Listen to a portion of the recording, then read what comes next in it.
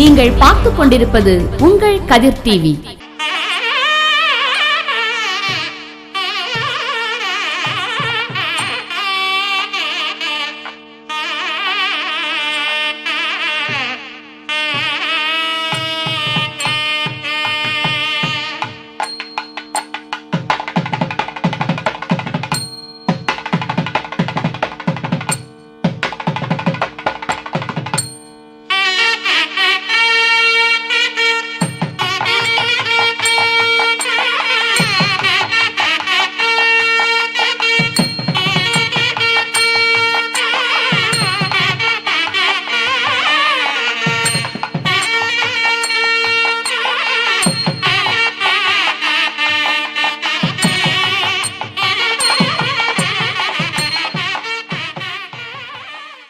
நாள் பரமன் படியெடுத்த பாடல்கள் என்ற தலைப்பில்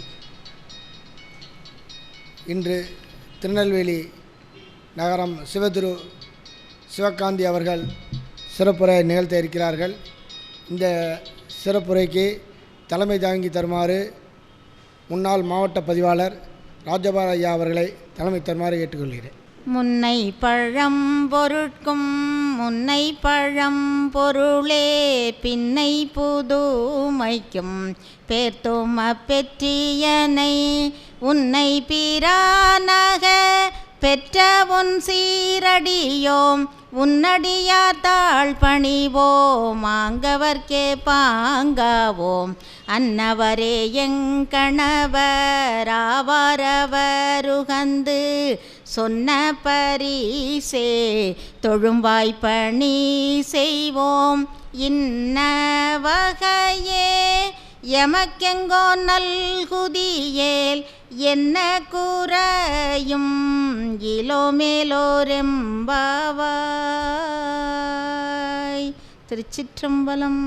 இன்றைய இறைவணக்கம் நிகழ்த்திய செல்வி பா காந்தி அவர்கள் தொடர்ந்து தலைவர் தலைமை தாங்கி தருமாறு கேட்டுக்கொள்கிறேன். வரவேற்புரை எஸ் ஏ கண்ணன் அவர்கள் நிறுத்தும். திருச்சிற்றம்பலம். தென்னாடுடைய சிவனே போற்றி, எந்நாட்டவர்க்கும் இறைவா போற்றி. மெய்யன்பர்களே, நமது சைவ சபையின் சார்பிலே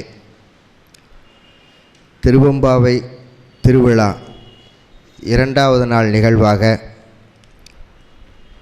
பரமன் படியெடுத்த பாடல் என்கின்ற தலைப்பிலே சிவ தமிழ் செல்வர் சிவத்திரு சிவகாந்தி ஐயா அவர்கள் சொற்பொழிவாற்ற வருகை தந்துள்ளார்கள். அவர்களை சைவ சபையின் சார்பிலே வருக வருக என அன்போடு வரவேற்கிறோம். இந்த நிகழ்ச்சிக்கு தலைமை தாங்கி தருவதற்காக நிலா வட்டத்தினுடைய தலைவர் சைவ திரு ராஜகோபால் ஐயா அவர்கள் இங்கே தலைமை தாங்குவதற்காக வருகை தந்துள்ளார்கள். அவர்களையும் வருக வருக என அன்போடு வரவேற்கிறோம். மேலும் இந்த திருவெம்பாவை திருவிழாவிற்கு வருகை தந்து சொற்பொழிவினை செவிமடுப்பதற்காக வருகை தந்திருக்கக்கூடிய உங்கள் அத்துணை பேரையும் சைவ சபையின் சார்பாக வருக வருக என அன்போடு வரவேற்கிறோம். தென்னாடுடைய சிவனையே போற்றி, எந்நாட்டவர்க்கும் இறைவா போற்றி. கடந்த 2 மாதங்களுக்கு முன்னதாக தமிழ் முழக்கப் பேரவை சார்பில் நடத்தப்பெற்ற ஒரு கூட்டத்தில் ஐயா அவருடைய பொழிவினை முதலாக செய்யுமெடுத்தேன். அந்த பொழிவினை கேட்டு நான் சொக்கி போனேன். எனவே இந்த நிகழ்ச்சியில் முன்னதாக வந்து அந்த உரை அமுதத்தை பருக வேண்டும், அதனால் முன்வரிசையிலே அமர வேண்டும் என்ற வேட்கையோடு ஓடி வந்தேன். இங்கே வந்த இடத்திலே குருவி தலையிலே பணங்காய வைத்தது போல் தலைமை பொறுப்பு ஏற்கும்படி சகோதரர் கிருஷ்ணன் அவர்கள் பணித்தார்கள். ஐயா அவர்கள் சைவ சித்தாந்த பேரறிவி. அவர்களுடைய பொழிவிற்கு தலைமை வைப்பதற்கு எனக்கு ஒரு சிறிதும் தகுதி கிடையாது. இருந்தபோதும் நானும் ஒரு சிவத்தொண்டனாக இருந்து அவர்களுடைய உரை அமுதத்தை முன்வரிசையில் அமர்ந்து பருக வந்த இடத்தில் பணிக்கப்பட்ட இந்த பணி சிவனுடைய கட்டளை என்று பணிவோடு ஏற்றுக்கொண்டு தலைமை பொறுப்பை ஏற்கின்றேன். அன்னார் அவர்கள் வந்திருக்கக்கூடிய அனைத்து சான்றோர் பெருமக்களுக்கும் அடியார்களுக்கும் எனது சிறந்தாழ்ந்த வணக்கத்தை தெரிவித்து, ஐயா சிவத்தமிழ் செல்வர் சிவத்திரு சிவகாந்தி ஐயா அவர்கள் பரமன் படியெடுத்த பாடல் என்ற தலைப்பிலே சொற்பொழிவாற்ற வந்துள்ளார்கள். உங்கள் அனைவரோடு நானும் இணைந்து அந்த சொற்பொழியினை பருக வந்துள்ளேன் என்று தெரிவித்து எனது தலைமுறையை நிறைவு செய்கிறேன். நன்றி, வணக்கம். திருச்சிற்றம்பலம். ஒளியான திருமேனியும் உள்ளான மிகமேவு களியார வருமானே கடல் நாளும் மறவாமல் அழியாளும் மலர்த்தூவும் அடியார்கள உளமான வெளியாகும் வலிதாய வினைகூட நினையாவே. சீராரும் சதுர்மறையும் தில்லை வாழந்தனரும் பாராரும் புலிமுனியும் பதஞ்சலியும் தொழுதேத்த வாராரும் கடல் புடைசூழ் வையமெல்லாம் ஈடேற ஏறாறு மணி மன்றுள் எடுத்த திருவடி போற்றி.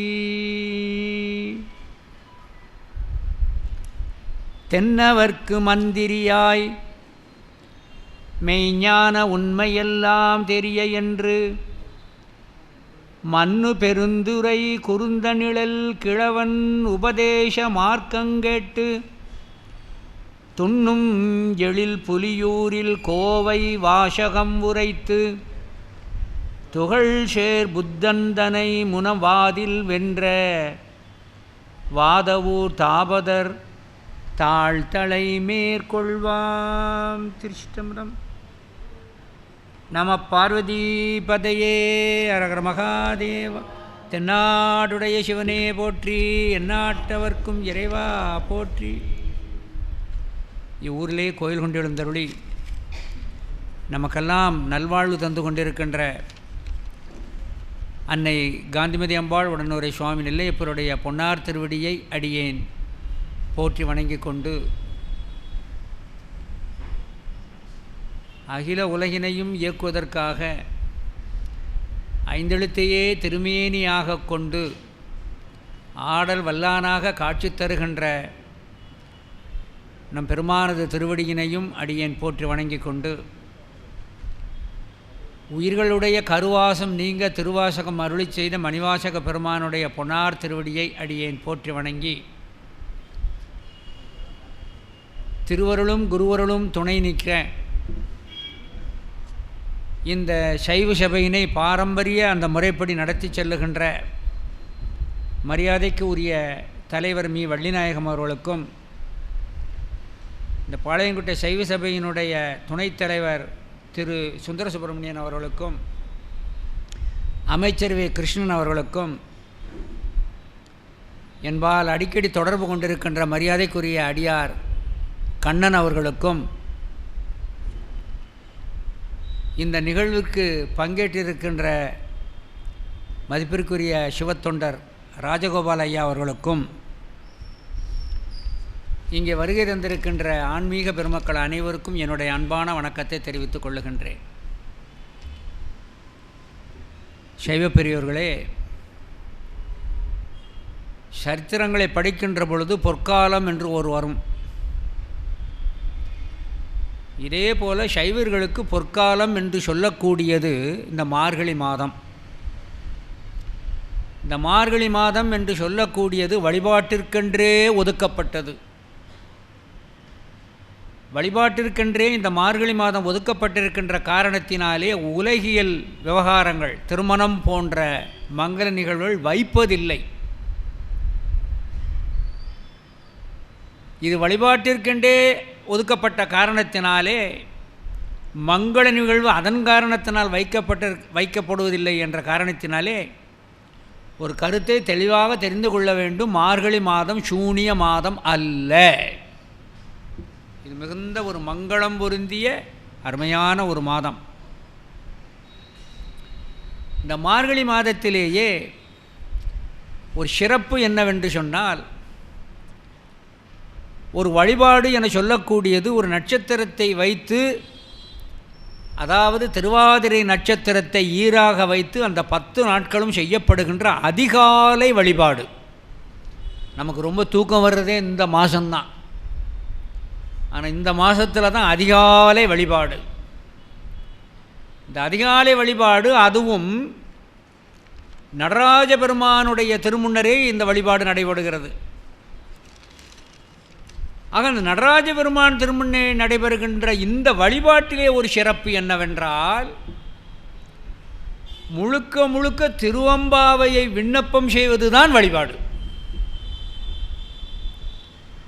அதனால தான் இந்த 10 நாளையும் திருவம்பாவை காலம் என்று நம்முடைய சைவம் சிறப்பித்து பேசும். இந்த உண்மையை நமக்கு உணர்த்துவதற்காகத்தான் நம் கையிலே தகழுகின்ற பாளையங்கோட்டை சைவ சபையினுடைய அழைப்புதலிலே திருவம்பாவை திருவிழா, அழகாக திருவம்பாவை திருவிழா என்று சொல்லப்படுகிறது. இந்த திருவம்பாவை திருவிழாவிலே இந்த அளவிற்கு ஒரு சிறப்பு என்ன?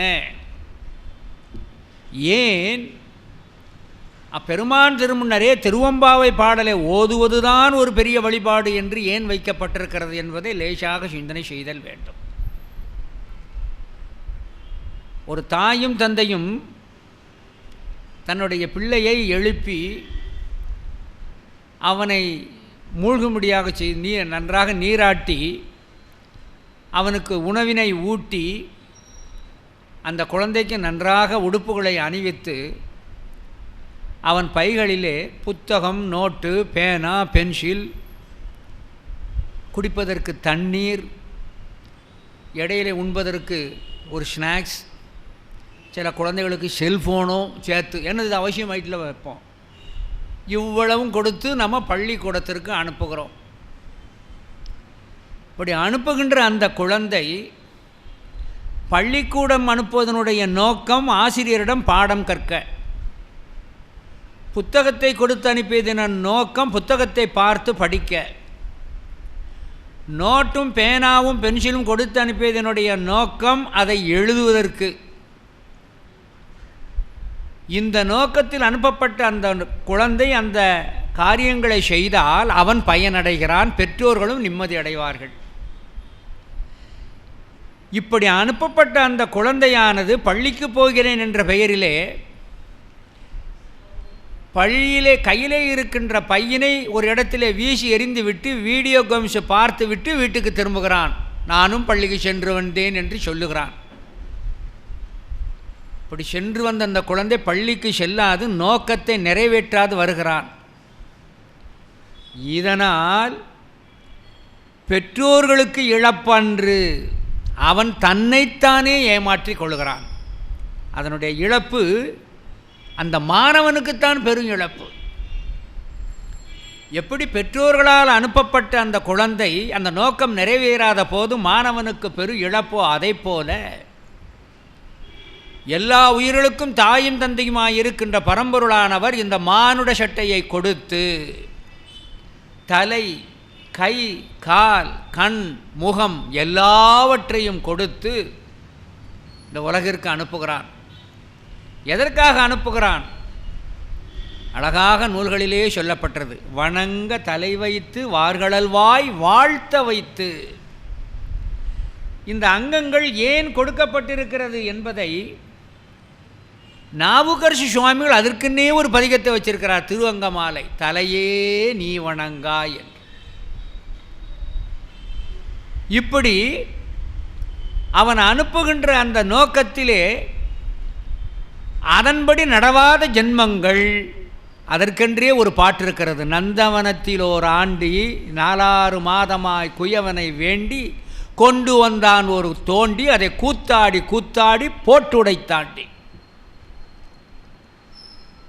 ஆக நமக்கு இந்த அவயங்களையெல்லாம் கொடுத்து மானுடன் என்ற பெயரை வைத்து, மானுடன் என சொல்லக்கூடியது தொல்காப்பிய சூத்திரத்திலே அழகாக 6 அறிவு உடையதற்கு சிறப்பு மனநேனர். இந்த மனம் என்பது தான் நமக்கு ஒரு சிறப்பு. அந்த மனம் ஒருமைப்படுவதற்காக அங்கங்களை கொடுத்திருக்கிறார். அவைகளை பயன்படுத்த வேண்டிய விதத்தில் பயன்படுத்தினால்தான் நம்முடைய பெருமானும் மகிழ்வார், நாமும் ஆன்மலாபம் அடைவோம். மாதவ சிவஞான சுவாமிகள் குளத்தூர் 18 அந்தாதிலே அழகாக சொல்லி காட்டுகிறார். அவன் இந்த அவயங்களை மட்டுமா கொடுத்திருக்கிறான்? துதிப்பதற்கு வாயமைத்தாய், சூழ்வதற்கு தாளமைத்தாய், மதிப்பதற்கு மனம் அமைத்தாய், வணங்குவதற்கு தலை அமைத்தாய், துதிப்பதற்கு நூல் அமைத்தாய். துதிப்பதற்கு நூல் அமைத்தாய்ங்கிறார். இறைவனை அனுப்புகின்ற பொழுது இந்த உயிரானது பிறப்பு இறப்பு என்கின்ற சுழலிலே பட்டு உழலுகின்ற காரணத்தினாலே பிறவாமையாகிய முக்தியை பெறுதல் பொருட்டு தன்னையும் தன் தலைவனையும் தனக்கும் தலைவனுக்கும் இடையாக இருக்கின்ற அந்த தடையையும் அறிந்து உய்தல் வேண்டும் என்பதற்காக கதிக்க நூல் தந்தாய். எப்படி நூல் தந்திருக்கிறான்? இறைவனுக்கு 5 திருமுகங்கள். ஈசானம், தத்புருஷம், அகோரம், வாமதேவம், சத்யோஜாதம். இந்த 5 திருமுகங்களிலே 4 திருமுகங்களில் இருந்து 4 வேதங்கள், உச்சிமுகமாகிய ஈசான திருமுகத்திலிருந்து 28 ஆகமங்களை தந்தார். இந்த வேதமும் ஆகமும் என்று சொல்லக்கூடியது இறைவனால் தரப்பட்டது. அது இறைவனை துதிக்கிறது. இதை கேட்டவுடனே ஒரு சந்தேகம் எழும். இறைவனை துதிக்கின்ற நூல் தந்தால் என்றால் இது தற்புகழ்ச்சித்தானே வருகிறது. இன்றைக்கு சிந்தனைக்கு மணிவாசகர் இதிலையும் வருகிறது. இது தற்புகழ்ச்சி தானே இறைவன் தந்தது என்றால் அது அன்று. இறைவனை துதிக்கின்ற முறைமையை ஆன்மாக்களுக்கு தெரிவிக்கும் பொருட்டு அந்த நூலை தந்திருக்கிறார். இப்படி துதித்தல் வேண்டும் என்று. எப்படி கணக்கு ஆசிரியர் முதலிலே ஒரு கணக்கை தானே அந்த கரும்பலகையிலே செய்து காட்டுகிறாரோ அதே போல இந்த உயிர்கள் இறைவனை எப்படி துதித்தல் வேண்டும் என்பதை காட்டுவதற்காகத்தான் அவனது வாக்காகவே வேதமும் ஆகமும் வெளிப்பட்டது. இந்த வேதமும் ஆகமும் பக்குவ நிலை பெற்றிருக்கின்ற சத்தினிபாதர்களுக்கு உடையது. அது எழுதா கிளவியாக இருக்கிறது. இந்த வேதம் எழுதா கிளவி. இப்படி எழுதா கிளவியோடு இருக்கின்ற காரணத்தினாலும் அது சத்தினிபாதர்களுக்கே உரிய காரணத்தினாலும் சாமானியமாக எல்லா உயிர்களும் இதை இயலாது என்ற ஒரு கருணையின் மிகுதிப்பாட்டிலே இறைவனானவன் தன்னிடம் இருந்து வெளிப்பட்ட அந்த வேத ஆகமங்களினுடைய சாரத்தை திரட்டி பக்குவ ஆன்மாக்கள் ஞானசம்பந்தர் முதலாக அந்த 27 ஞானாசிரியன்மார்களை தான் அதிட்டித்து அவர்கள் ஆன்மாவிலே தான் இருந்து கொண்டு வேதத்தினுடைய ஞானகாண்ட பகுதிகளெல்லாம் தோத்திரங்களாகவும் ஆகமத்தில் உள்ள ஞானகாண்ட பகுதிகளெல்லாம் 14 சித்தாந்த சாஸ்திரமாகவும் தந்தருளினார். இப்படி இறைவனாக நேரடியாக கொடுக்கப்பட்டது வேதம். இறைவனால் அதிட்டிக்கப்பட்ட பக்குவ ஆன்மாக்களாகிய ஜீவன் முத்தர்களின் இது வாக்காக சிவவாக்காகவே வெளிப்பட்டதுதான் தோத்திர நூல்கள், தேவார முதலானவைகள். இதைத்தான் எதற்காக தரப்பட்டது? சைவத்தின் மேற்சமயம் வேறில்லை, அதில் சார் சிவமாம் தெய்வத்தின் மேல் தெய்வம் இல்லனும் நான்மறை செம்பொருள் வாய்மை வைத்த சீர்திரு தேவாரமும் திருவாசகமும் உய்வை தரச் செய்த நால்வர் பொற்றாள்யம் உயிர் துணையேனார்.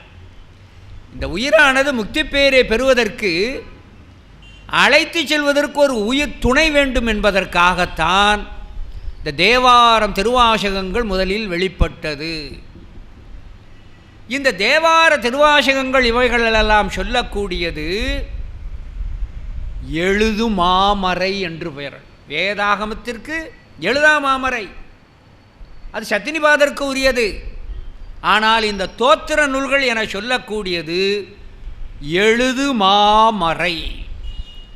இந்த எழுது மாமறை என்பதை இந்த திருமறைகள் எழுதுகின்ற மாமறை என சொல்லக்கூடியதை சேக்கிழார் பெருமான் திருஞான சம்பந்த மூர்த்தி நாயனார் புராணத்தில் திருவெண்ணி என்கின்ற தலத்திற்கு ஞானசம்பந்தர் வருவதை சொல்லி காட்டுகிறார். ஞானசம்பந்தர் என்ன செய்தார்? திருப்பாடல்களை தந்தார். அந்த தேவார பாடல்கள் எது? எழுது மாமறை பதிகத்து. இது எழுது மாமறை, எழுதப்படுகின்ற மாமறை.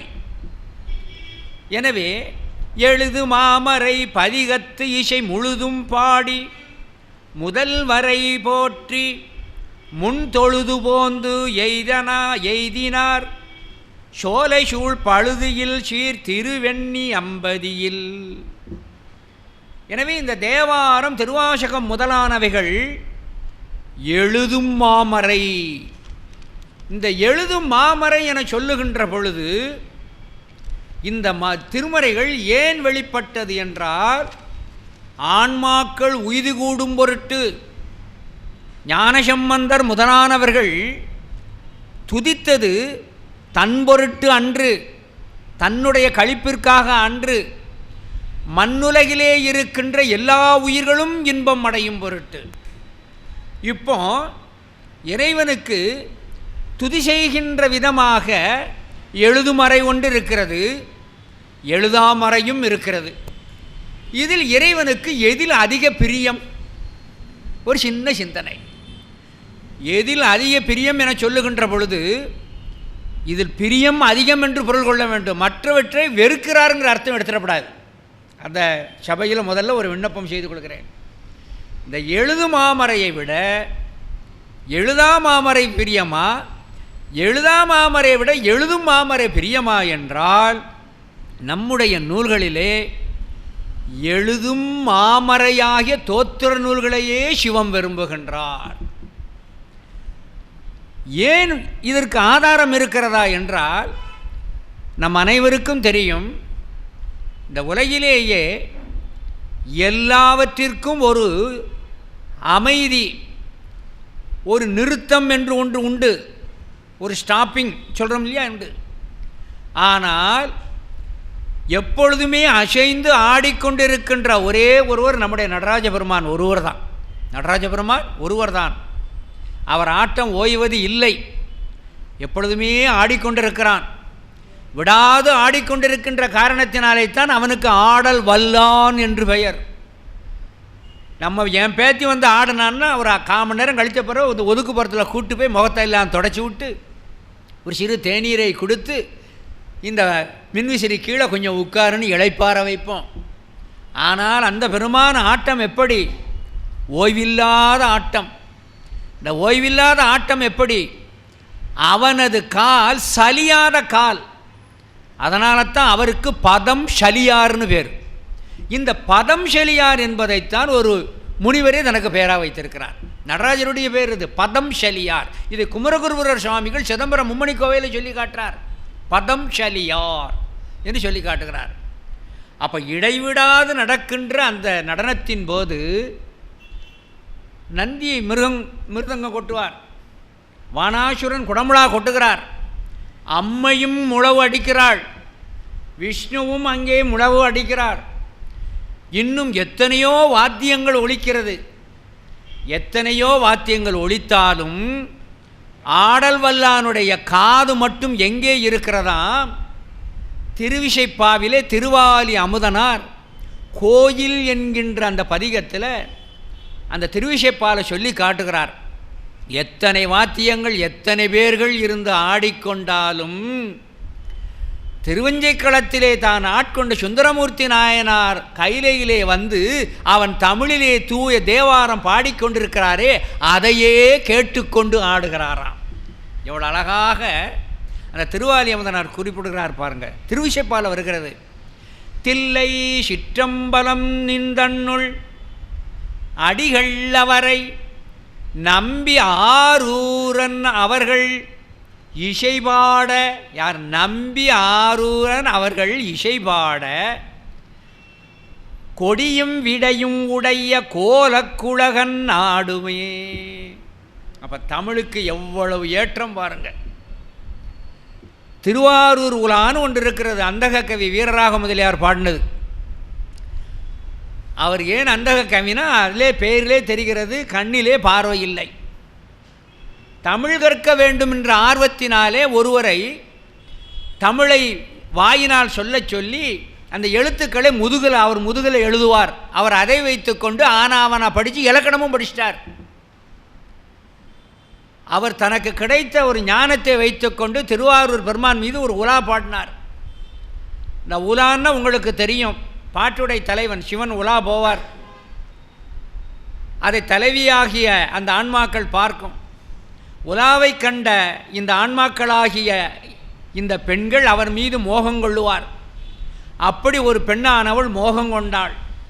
அவளையே நினைந்து நினைந்து உருகுகிறாள். அப்போ இந்த தலைவியினுடைய தோழி கேட்குறா, அவர் கைலாயத்தில் இருக்கிறான், எப்பேற்பட்டவன், தேவர்க்கும் மூவர்க்கும் எட்டாதவனே, அவனை போய் நினைத்து கொண்டிருக்கிறாயே, அவன் உனக்கு கிட்டுவானா, உனக்கு கிடைப்பானா? இன்றைக்கு உலா போகிறவன் இன்று என்னைக்கு வரப்போகிறானோன்ட்டான்.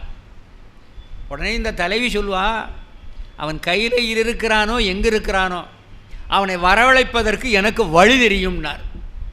அவனை எப்படி நான் வரவழைப்பேன் அழகாக சொல்லி காட்டுகிறார். மூவர் ஓதியவை கற்று ஓதின், யார்? தேவாரத்தை மூவர் ஓதியவை கற்று ஓதின் மோகத்தால் வருவர் நம்பால் இளங்கிழாய். இந்த மூவர் தேவாரத்தை பாடுறேன் தானாக வந்துட்டு போகிறாரு. எப்படி நாதஸ்வரத்துக்கு உள்ள அந்த டைட்டில் மியூசிக்கு போட்ட உடனே டிவியில் கிச்சனில் இருக்கிறவங்க ஓடி வந்து உட்கார்றாங்களோ அதே போல் தானாக வந்து சேர்ந்துட்டு போகிறா. ஆக எவ்வளவு ஒரு ஈர்ப்பு பார்த்தேடா. இதையெல்லாம் கேட்கின்ற பொழுது இன்னும் மணிவாசகர் சொல்லி காட்டுவார். பண் சுமந்த பாடல் பரிசு தந்தருளும் பெண் சுமந்த பாகத்தன்றார். பண் சுமந்த பாடலுக்கு அவன் பரிசு கொடுத்தே தீருவான். அப்போ மணிவாசக பெருந்தகை அழகாக புரிஞ்சு கொண்டு இவன் பாட்டுக்கு அடிமை என்று அழகாக தெரிவிக்கின்றார். அது மட்டுமில்லை, ஆன்மா என்று உண்டோ அன்றோ அன்று முதலே இந்த ஆன்மாவிடம் ஆணவ மலம் மறைத்து கிடக்கிறது, அறியாமையிலே அமுங்கி கிடக்கிறது, அது சிந்தை செயலற்று கிடக்கிறது. அழகாக நம்முடைய நாவுக்கரசு சுவாமிகள் குறிப்பிட்டு காட்டுகிறார். பண்ணிய நூல் தமிழ் மாலை பாடுவித்து என் சிந்தை மயக்கு அறுத்த திருவருளானன். அவன் பாடலை பாடியதினாலே என்னுடைய ஆன்மாவை தொன்று தொட்டு மூடியிருந்த அந்த அறியாமை அஞ்ஞானமாகிய அந்த மயக்கத்தை அறுத்து தள்ளிவிட்டான்னு சொல்லி காட்டுறார். திருமந்திரத்தில் ஒரு பாடல் வருகிறது. திருமந்திரத்தில் ஆடல் வல்லான் ஆடுகிறானா, எங்கெல்லாம் ஆடுகிறான் என்றால் 9வது தந்திரத்தில் நடராஜ பெருமானை பற்றி நிறைய செய்திகள் இருக்கிறது. சைவர்கள் இந்த நேரத்தில் அதை நம்ம படிக்கணும், கண்டிப்பாக படிக்கணும். அதாவது தெரிந்து கொள்வதற்கு, ஓதுதற்கு திருவம்பாவை தவிர மற்றவை ஓதுதல் கூடாது. அந்த 9வது தந்திரத்தில் நடராஜ பெருமானை பற்றி நிறைய செய்திகள் இருக்கிறது. அவன் எதிலெல்லாம் ஆடுகிறார் தெரியுமா? நடனம் ஆடுகின்ற பொழுது தேவரோடு ஆடி, இவர் நடனமாடுவதை பார்த்து தேவர்களும் ஆடுகிறார்கள், அந்த தேவர்களோடு சேர்ந்து இவரும் ஆடுகிறாராம். தேவரோடு ஆடி திரு அம்பலத்தில் ஆடி மூவரோடு ஆடி முனி சனத்தோடு ஆடி பாவினுள்ளாடி. எவ்வளோ அழகாக சொல்றார் பாருங்க. திருமறைகளிலே இருக்கின்ற ஒவ்வொரு எழுத்திலும் அவன் நடனம் நடைபெற்று கொண்டிருக்கிறது. அப்போ நம்முடைய சைவ திருமறையில் இருக்கிற இந்த பாடல் எந்த அளவிற்கு நம்முடைய பெருமானுக்கு ஒரு மிகுந்த ஒரு ஈர்ப்பினை, ஒரு விருப்பத்தை கொடுத்துருக்குன்னு பார்க்கலாம். வைராக்கிய சதகம்னு ஒரு நூல் இருக்குது. ஏன் சிவபெருமான் தன்னுடைய வாக்கிலதை இருந்து வெளிப்பட்ட எழுதா கிளவியை காட்டிலும் தன்னால் அதிர்ஷ்டிக்கப்பட்ட அருளாளர்கள் வாக்கிலே வெளிப்பட்ட எழுது மாமரையின் மேலே ஏன் அதிகமாக விருப்புண்டார் என்பதற்கு அந்த வைராக்கிய சதகம் என்கின்ற நூலை இதுக்கு விளக்கம் சொல்லுது. இதுக்கு எப்படி விளக்கம் சொல்லுதுன்னா, இப்போ ஒரு தாய் தன்னுடைய மகளுக்கு டியூஷன் சொல்லி கொடுக்குறான். அதாவது நான் டிவி கண்டுபிடிக்கிற காலத்துக்கு முன்னாடி இப்போமெல்லாம் நம்மளால் முடியாதுன்னு டியூஷனில் சேர்த்து விட்டுருதோம். அந்த தாய் சொல்லி கொடுப்பான். அந்த தாய் சொல்லி கொடுக்கும்போது 5 3 8 அப்படின்பா. 5 3 8 இவன் 5 3 8ன்னு இவ சொல்லுகிறதை விட 5 3 எவ்வளவுன்னு கேட்ட உடனே தான் நடத்திய பாடத்தை கேட்டு அந்த குழந்தை 8ன்னு சொல்லியாச்சுன்னா ரொம்ப சந்தோஷமாக இருக்கும். தான் 8ன்னு சொல்வதை விட தன்னுடைய அந்த குழந்தை சொல்லுகின்ற வாக்கு இருக்கிறதே அது அவளுக்கு பிரியமாக இருக்கும். இன்னொரு உதாரணமாக சொன்னேன். தலைவனும் தலைவியும் சந்திக்கிறார்கள். இந்த தலைவன் தலைவி கூட பேசிக்கிட்டு இருப்பான். ஆனால் தலைவன் தலைவி கூட பேசிக்கொண்டிருப்பதை காட்டிலும் இந்த தலைவனுக்கு தலைவி பேசுகின்ற அந்த வார்த்தைகள் இருக்கே இதுதான் இவனுக்கு மிகுந்த மயக்கத்தையும் மோகத்தையும் கொடுக்கும். எனவே தலைவன் தலைவி இருவர் மத்தியிலே தலைவன் தான் பேசுவதை காட்டிலும் தனக்கு பிரியமான தன்னுடைய தலைவி பேசுகின்ற சொற்களே இவனுக்கு மயக்கத்தையும் மோகத்தையும் கொடுப்பதைப் போல தன்னுடைய வாக்காக தான் பேசுகின்ற வேதத்தை காட்டிலும் தன்னால் அதிர்ஷ்டிக்கப்பட்ட அந்த ஞானாசிரியர் வாக்கிலே வருகின்ற தோத்திரத்தை கேட்கின்ற பொழுது அந்த தலைவியின் வாக்கினை கேட்ட தலைவன் மகிழ்வதைப் போல சிவபெருமான் மகிழ்கிறார் என்று வைராக்கிய சதகத்தில் சொல்லி காட்டுகிறார்.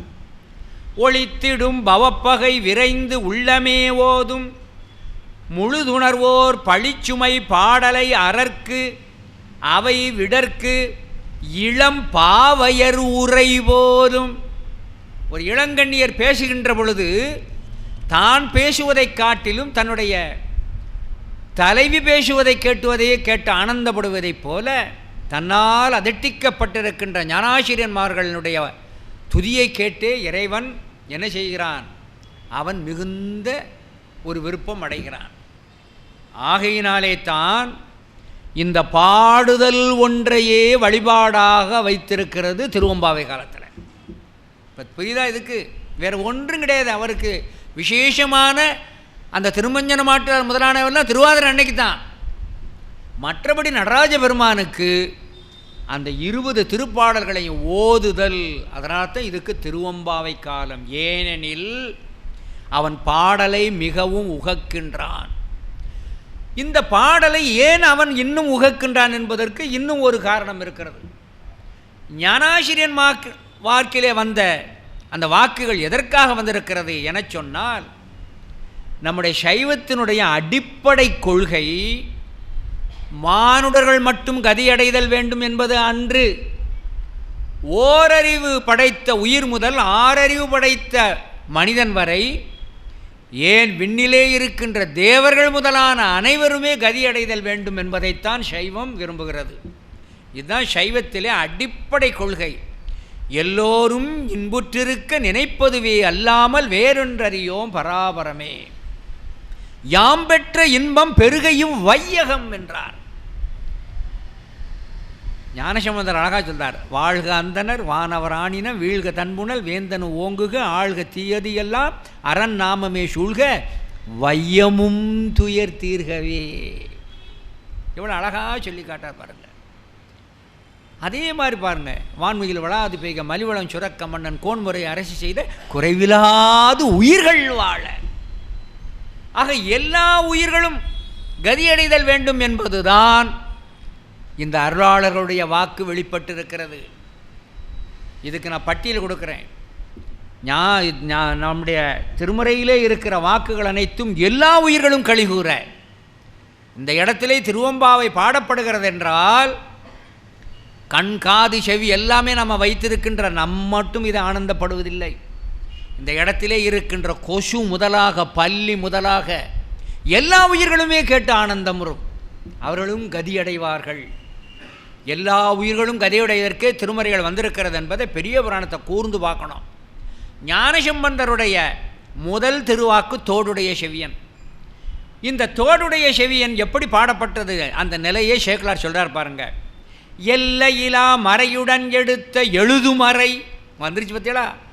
எழுதுமறை மல்லல் நெடுந்தமிழால், மல்லல் நெடுந்தமிழ் வழப்பமிக்க தமிழ் மொழியினால் இம்மாநிலத்தோர்க்கு உரை சிறப்ப பல்லுயிரும் கழிகூற.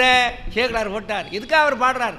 பல்லுயிரும் கழிகூற தம்பாடல் பரமர்பால் செல்லுமுறை பெறுவதற்கு திருச்செவியை சிறப்பித்து தோளுடைய செவின்னு பாடினார்கிறார். சரி, அப்பர் சுவாமிகள் பாடினது முதல் திருவாக்கு எது? கூற்றா இனவாறு. கூற்றா இனவாறு விளக்ககிலீர் என நீடிய கோது இல் திருப்பதிகம் போற்றால் உலகேளின் வருதுயரம் போமாறு. அங்கேயும் பாருங்க, சேக்கலார் என்ன சொல்றார்? உலகேளும் வருதுயரம் போமாறு எதிர் நின்று புகன்றனார். சரி, சுந்தரமூர்த்தி நாயனார் எப்படி பாடுகிறார்? பித்தா பிறை சூடியன பெரிதாம் திருப்பதிகம் இத்தாரணி முதலாம் உலகலாம் உய்ய எடுத்தார். அங்கேயும் உலகலாம் என்று தான் சொல்லி காட்டுறார்.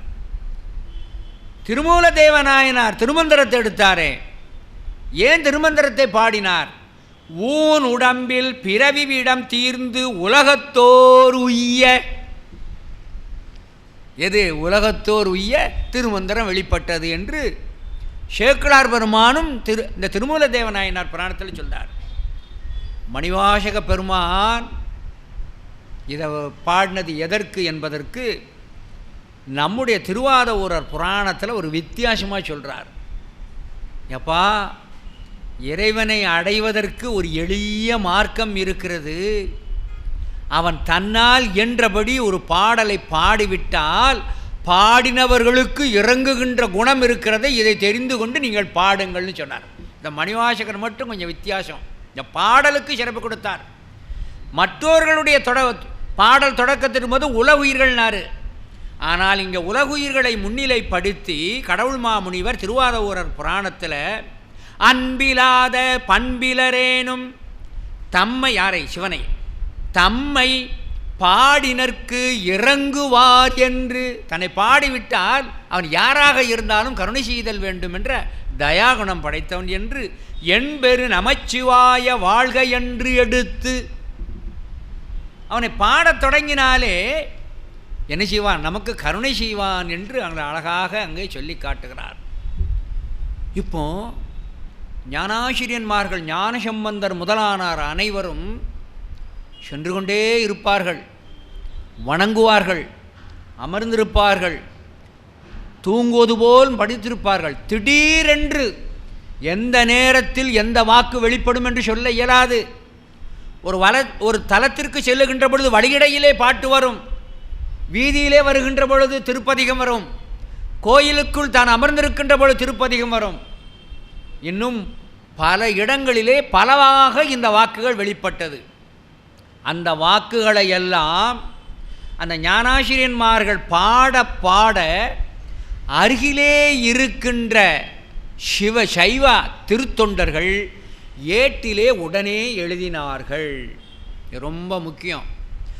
அப்படி எழுதுபவர்கள் இலக்கண இலக்கியம் அறிந்தவர்களாகவும் ஏகசங்கராங்கியாகவும், ஏகசங்கராகின்னா இந்த டேப்பில் ஒரு தடவை பதிஞ்சாச்சுன்னா திரும்பி சொல்கிற மாதிரி, ஞானசம்பந்தர் தேவாரத்தை சொல்லிட்டு போகும்பொழுது சொல்லுறதை எழுதிக்கிட்டும் இருப்பாங்க, இங்கே எழுதுகின்ற பொழுது அவர் சொல்லுவதை கேட்டுக்கொண்டே இருப்பார்கள்.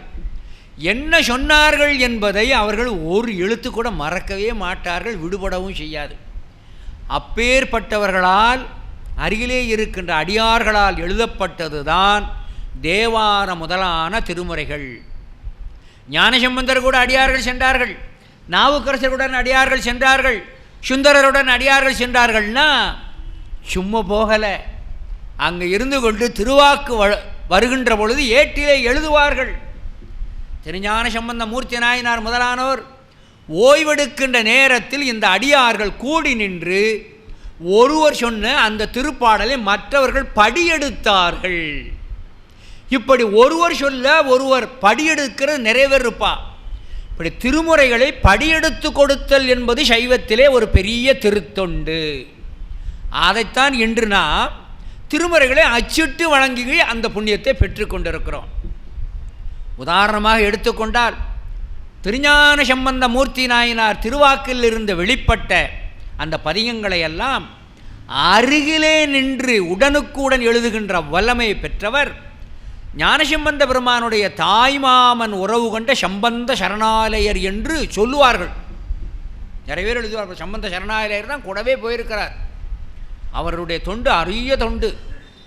இதே போன்று ஒவ்வொரு நாயன்மார்களுக்கும் வாக்கில் வெளிவந்ததையும் ஒவ்வொரு அருளாளர்கள் வாக்கிலும் வெளிவந்ததையும் அப்படியே என்ன செய்தார்கள், செயலில் எழுதினார்கள். இப்போ ஒரு கேள்வி கேட்கணும். ஏன் சார் வசன நடையில் எழுதுனா என்ன, செய்யுள்ள ஏன் சார் எழுதுகிறாங்க? இந்த செய்யுள்ள எழுத போய்த்தான் இது எல்லாம் எனக்கு ஓடாது, இது எனக்கு தெரியாது, படிக்கவே தெரியாதுங்கிறோம். செய்யுள்ள ஏன் எழுதப்படுகிறது என சொன்னால், எப்பொழுதுமே வைத்திய நூல்களானாலும் சரி, இன்னும் மருத்துவ நூல்களானாலும் சரி, ஜோதிட நூல்களானாலும் சரி, நல்ல ஞானம் பொருந்திய சமய நூல்கள் ஆனாலும் சரி, செய்யுள் வடிவத்தில் தான் இருக்கும். ஏனெனில் அவைகளெல்லாம் சுருக்கமாக எழுதுவதற்கு தடைபடும். வசனத்தில் எழுதுனா பக்கம் பக்கமாக வரும். சுருக்கமாக அந்த செய்யுள் நடையில் இருப்பது சுருக்கமாக இருக்கின்ற காரணத்தினாலே பொருள் மாறாது, பொருள் சிதையாது, இடைச்செருகல் ஏற்படாது, இடையிலே உருவி விடுகின்ற அந்த சேட்டையும் நிகழாது. பாடல்களை சிந்திக்கந்தோறும் தொட்டனைத்தே ஊரும் மணற்கேணி மாந்தற்கு. அதை சிந்திக்க ஞான ஊற்று பெருகிக்கொண்டே இருக்கும். ஆகையினாலே தான் செய்யுள் வடிவிலே இருக்கும். இதை குமரகுருபரர் சுவாமிகள் அழகாக சொல்லி காட்டுகிறார். கந்தர்கலி வெண்பா தொடக்கத்திலே சொல்லி காட்டுகிறார். பூமேவும் செங்கமல புத்தேளும் செந்தாமரை மலரிலே வீற்றிருக்கின்ற அந்த பிரம்மதேவனும் தேரறிய பாமேவும் தெய்வ பழமறையும், பாமேவுங்கிறார், பா வடிவிலே அமைந்திருக்கின்ற தெய்வ திருமுறைகள். அப்போ என்ன அர்த்தம்? வேதமானாலும் சரி, வேதத்தின் சாரமாகிய ஞான நூலானாலும் சரி, அவள் பாக்கள் வடிவிலே தான் இருக்கும். ஏனெனில் நான் கூறிய காரணங்கள். இப்படி ஞானாசிரியன்மார்கள் ஒவ்வொருவருடைய வாக்கையும் ஒவ்வொருவரும் படியெடுத்தார்கள். இப்படி ஒவ்வொருவரும் படியெடுக்கின்ற அதே நேரத்தில் நால்வர் பெருமக்களிலே மணிவாசக பெருமானுடைய திருவாக்கை மட்டும் படியெடுத்தவர் நம்முடைய பரம்பொருளாகிய திருச்சிற்றம்பலத்தான். ஏன் பரம்பொருளாகிய திருச்சிற்றம்பலத்தானே வந்து படியெடுத்தார் தெரியணும் இல்லையா? முதல்ல மணிவாசகனுடைய பெருமையை தெரிந்து கொள்ளணும். மணிவாசகன் என்கின்ற அந்த திருநாமம் இறைவனால் கொடுக்கப்பட்ட தீட்சாநாமம். இறைவனால் கொடுக்கப்பட்ட தீட்சாநாமம். அவருடைய இயற்பெயர் முதல்ல திருவாத ஊரர் என்று இருந்ததாக சொல்லப்படுகிறது. பௌத்தர்களோடு வாதிடுவதற்கென்றே அவதரித்த காரணத்தினாலே திருவாதர் அவருடைய பெயர். இந்த வாதம் செய்வதற்காக அவதரித்தனால் வாதர். அவர் அவதரித்த ஊர் வாத ஊர். இவரை வைத்துதான் அந்த ஊருக்கு பெயர் வந்தது. அவருக்கு மணிவாசகன் என்ற பெயர் ஏன் வந்தது? சுவாமியே மனமகிழ்ந்து கொடுத்தார். எப்படி? பழுதிலாத சொல்மணியை பத்தி செய்து அன்பு முழுவதுமாகிய மடத்தினால் முறை தொடுத்து அலங்கல் அழுது சாத்து மெய்யன்பருக்கு அகம் மகிழ்ந்து ஐயர், ஐயன்னா தலைவன் அர்த்தம், சிவபெருமானை குறிக்கிறது. ஐயர்னா யாரையும் நினச்சிடக்கூடாது. ஐயர் வலுவிலாத நின்பேர் மாணிக்க வாசகன் என்றார். அவனுக்கு என்னது? மாணிக்க வாசகன்னார். அவருக்கு மாணிக்க வாசகன் சொன்னதற்கு இன்னொரு காரணம் இருக்கிற. மாணிக்கம் என்பதற்கும் நம்முடைய திருவாத ஊரருக்கும் தொடர்பு இருக்குது. திருப்பெருந்துறையிலே இருக்கின்ற பொழுது அரிமர்த்தன பாண்டியன் ஓலை விட்டார். நீ செஞ்சிருக்கிற காரியம் ரொம்ப நல்லா இருக்கு, உடனே வந்து ஷேருன்னார். எதுக்கு? தண்டிப்பதற்கு. என்ன நோக்கத்தில் தனக்கு ஓலை வந்திருக்கிறது என்பது மணிவாசகருக்கு தெரிந்து விட்டது. சுவாமி அழைப்பு வந்துட்டு என்ன செய்யன்னார்? பேசாமல் போ, குதிரை வரும்னு சொல்லு. ரூபாய் பூரா நீர் எடுத்து வைத்து கொண்டீர், குதிரை வரும்னா எப்படி கூட்டி வரும்னார். பயப்படாத, குதிரை வரும், நானே கொண்டு வரேன்னார். சரி நீயே கொண்டு வரணும்னா என்னைக்கு வரும்? இன்று ரொக்கம் நாளை கடன் மாதிரி நாளைன்னு போய் கொண்டே இருக்க முடியுமா? அரிமர்த்தன் என்ன செய்து கொண்டு இருக்கிறான்? கோபத்தோடு இருக்கிறான். சுவாமி என்ன செய்திருக்கிறார்? சரி ஆவணி மூல நாளில் நான் வர்றேன்னார். ஆவணி மூல நாள் வர்றதுக்கு நான் போனதுலேருந்து ஆவணி மூல நாளுக்கு கொஞ்சம் நாட்கள் இடைவெளி இருக்க. இந்த இடைவெளியில் அவர் கோவப்பட்டு என்னை எதாவது செஞ்சிருவார, நான் என்ன பண்ணேன் கேட்குறார். அப்போ தான் சொன்னார், நீ போ, அரிமர்த்த பாண்டியன் கோவத்தில் தான் இருக்கார், அது எனக்கு தெரியும். உண்மையில் ஆறாத சினத்தோடு இருக்கின்ற அவனது சினத்தை ஆற்றுவதற்கு இந்த மணிவாசகா இந்த மாணிக்கத்தை அவனிடம் கொண்டு போய் கையுறையாக கொடுன்னார். உடனே மணிவாசகன் நம்முடைய திருவாத ஊரிடம் சிவபெருமான் ஒரு மாணிக்க கல்லை கொடுத்தார். அந்த மாணிக்க கல்லை பெற்றுக்கொண்டு நம்முடைய வாத ஊரர் மதுரைக்கு சென்ற உடனே அரிமர்த்த பாண்டியன் கையில் கொண்டு போய் கொடுத்த உடனே, இது மண்மேல் கிடைக்காத மாணிக்கம் அல்லவா, பரமனால் கொடுக்கப்பட்ட காரணம் வைத்த கண்ணை எடுக்க முடியாது, அப்படியே ஈர்ப்புண்டு அதையே பார்த்தான். உடனே என்ன ஆச்சு? வாத ஊரர் மேலே நின்ன கோபம் தீர்ந்து, உட்கார் மணியா, உட்கார் வாத ஊரரே, ஏன் நின்று கொண்டிருக்குன்னு உட்கார வச்சிட்டார். ஆக இந்த மாணிக்கம் என்பதிலே ஒரு தொடர்பு இருக்கிறது. அத்தோடு மட்டுமல்லாது மணிவாசகன் என்ற நாமம் அவனுக்காக கொடுக்கப்பட்டது. அதற்கு அடுத்தபடியாக எடுத்துக்கொண்டால் இதையெல்லாம் திருவாத ஊரர் புராணத்தில் சொல்லப்பட்டிருக்கிறது. அவர் நிலை எப்பேற்பட்ட நிலையிலே மணிவாசகர் இருந்தார்னு பார்க்கணும். எப்பொழுதுமே ஞான நூல்களிலே என்ன உதாரணம் சொல்லப்பட்டிருக்கிறதோ அதை அப்படியே நாம் எடுத்துக்கிடணும். மணிவாசக பெருமான் மதுரைக்கு வர்றார். இந்த மதுரைக்கு வருவதற்கு முன்பாக அவரது மனோநிலை எப்படி இருந்தது தெரியுமா? அவரது மனோநிலை மதுரைக்கு வருவதற்கு முன்பும் மதுரைக்கு வந்த பின்னும் மணிவாசகரது நிலை எப்படி இருந்ததாம்? இப்போ நான் சொல்லக்கூடியது உதாரணமாக தான் எடுத்துக்கிடணும். நூலில் அப்படி தான் சொல்லப்பட்டிருக்கிறது. ஒரு பெண் கணவன் அருகிலே இருக்கிறான். கணவன் அருகிலே இருந்தாலும் தன்னுடைய சோர புருஷனையே நினைந்து கொண்டிருப்பாளாம். திருவாத ஊரர் புராணத்தில் சொல்லப்பட்டிருக்கிறது. திருவிளையாடல் புராணத்திலும் இந்த உதவமானம் சொல்லப்பட்டிருக்கிறது.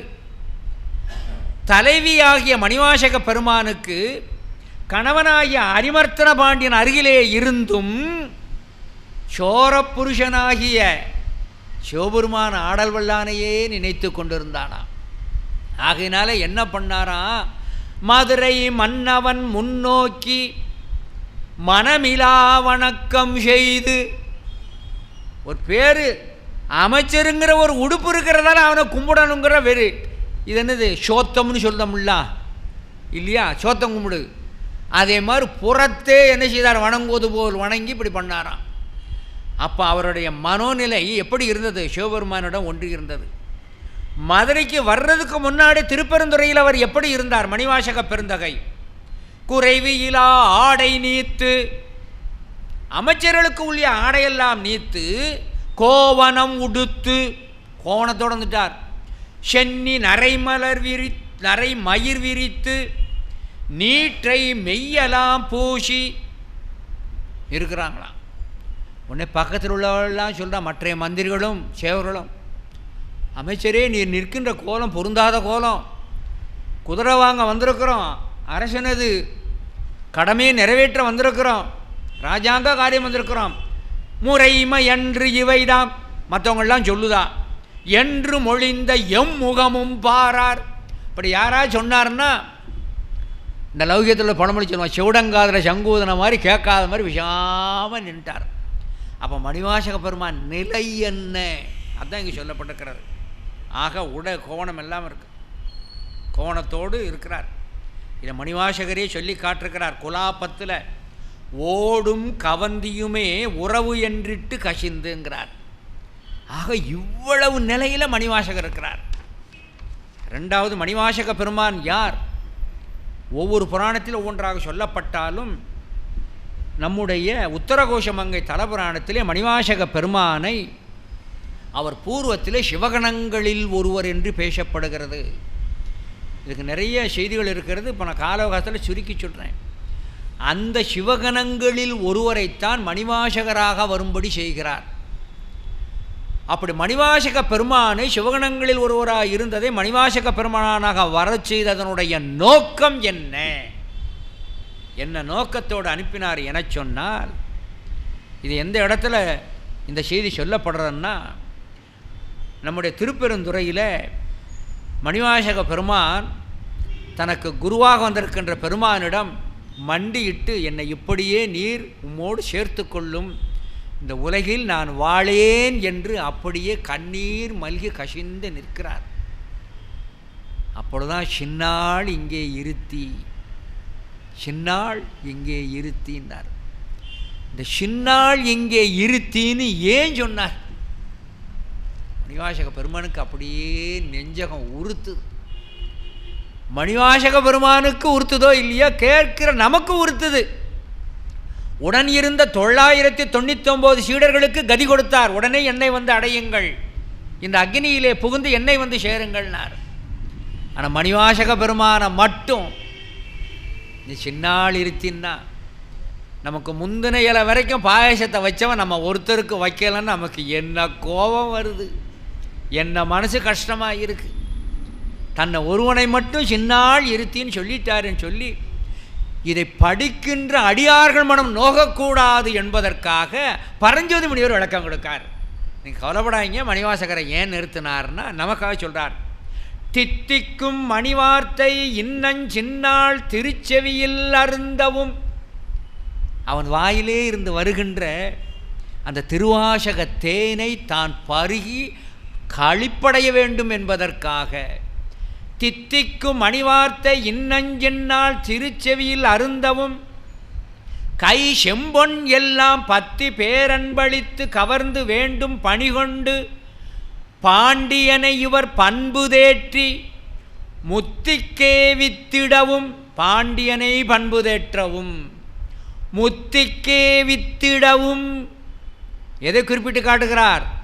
திருவாசகத்தை இந்த பூவுலகத்திற்கு கிடைக்கும்படியாக செய்தார். ஓதுகின்ற மணிவாசக பெருமானுக்கும் கேட்கின்ற ஆடல்வலானுக்கும் மட்டில்தான் இந்த பாடல் இருக்கிறது. அவரையெல்லாம் பித்து பிடித்தவர் என்று உடன் இருந்தவர்கள் நினைத்தார்கள். ஆனால் மணிவாசக பெருந்தகன் நிறுத்தப்பட்டதனுடைய நோக்கம் என்ன? முத்திக்கே வித்திடவும், அந்த திருவாசகம் இந்த பூமிக்கு கிடைத்திடவும், புத்தை வாது முடித்திடவும். இந்த பாண்டியனை பண்பு தேற்றின்னு ஒரு வார்த்தை சொன்ன பாண்டி அரிமர்த்தன பாண்டிக்கு மட்டும் அல்ல, வந்தியாகிய கிழவிக்கும் அருள் புரிவதற்கு. நாம் எல்லாம் நெய்வேத்தியத்தை வைத்துக்கொண்டு சுவாமி சாப்பிட மாட்டார் நினச்சும் வைக்கும், சாப்பிட்டார் நினச்சும் வைக்கும்.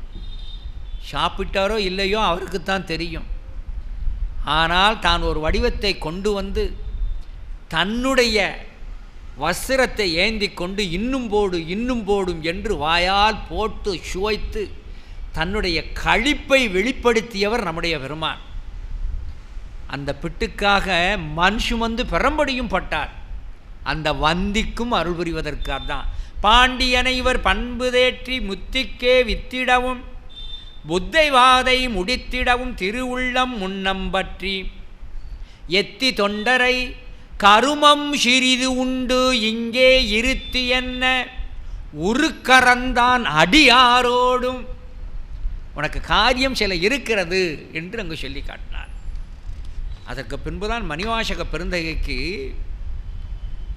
கலெக்டர் பிஏ இருக்கிறாரே, கலெக்டருக்கு இந்த மாதத்தில் எங்கெல்லாம் போகணும்னு ஒரு பட்டியல் போடுவான். நம்ம டெப்டி கலெக்டரு ஐயா அவங்களுக்கு தெரியும், முத்துசாமி ஐயா அவங்களுக்கு தெரியும், அங்கே பட்டியல் போட்டு கொடுப்பாங்க. அந்த ப்ரோக்ராம் படி தான் என்ன ஆகும், கலெக்டர் போவார்.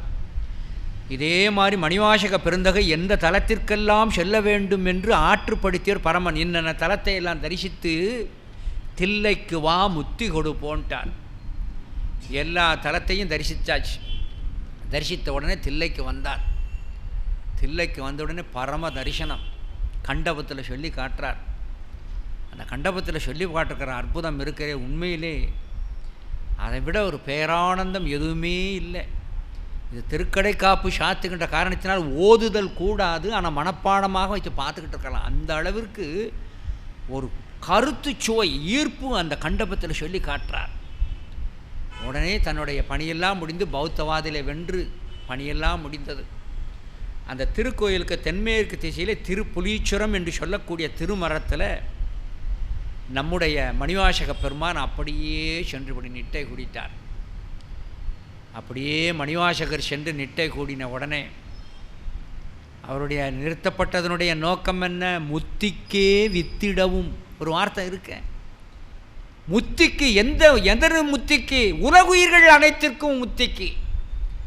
அப்போ உலகுயிர்கள் அனைத்திற்கும் முத்திக்கு வித்திடுவதற்கு தருணம் வந்து விட்டது என்று எம்பெருமான் அப்படியே திருவுள்ளம் கொண்டு தான் ஒரு மூத்த பிராமண வடிவத்தை எடுத்து முப்புரி நீலினை அணிந்து கொண்டு கையிலே ஒரு ஏடினை எடுத்துக்கொண்டு அப்படியே தளர்ந்த ஒரு உடலினாக அங்கே யோக நிட்டையிலே இருக்கின்ற மணிவாசக பெருமான் முன்னே வருகிறார். ஐயர் அங்கு உறையும் நாளில், மணிவாசகர் அங்கே திருப்புலிச்சரத்திலே இருக்கும் நாளில், ஆடகமன்றில் ஆடும் மெய்யர் தம் கருணையால், தம் கருணையால், எந்த கருணை? உயிர்கள் மீது இருக்கின்ற கருணையினாலே வேதியர் வடிவம் கொண்டு துய்ய முப்பிரினுள் மார்பும், முப்பிரினுள் அலைஞ்சலங்குகின்ற மார்பும், துலங்கு புத்தகமும். புத்தகம் என்ற சொல்லுக்கு இது அர்த்தம் இல்லை, ஏடுக்கு புத்தகம்னு பேர்.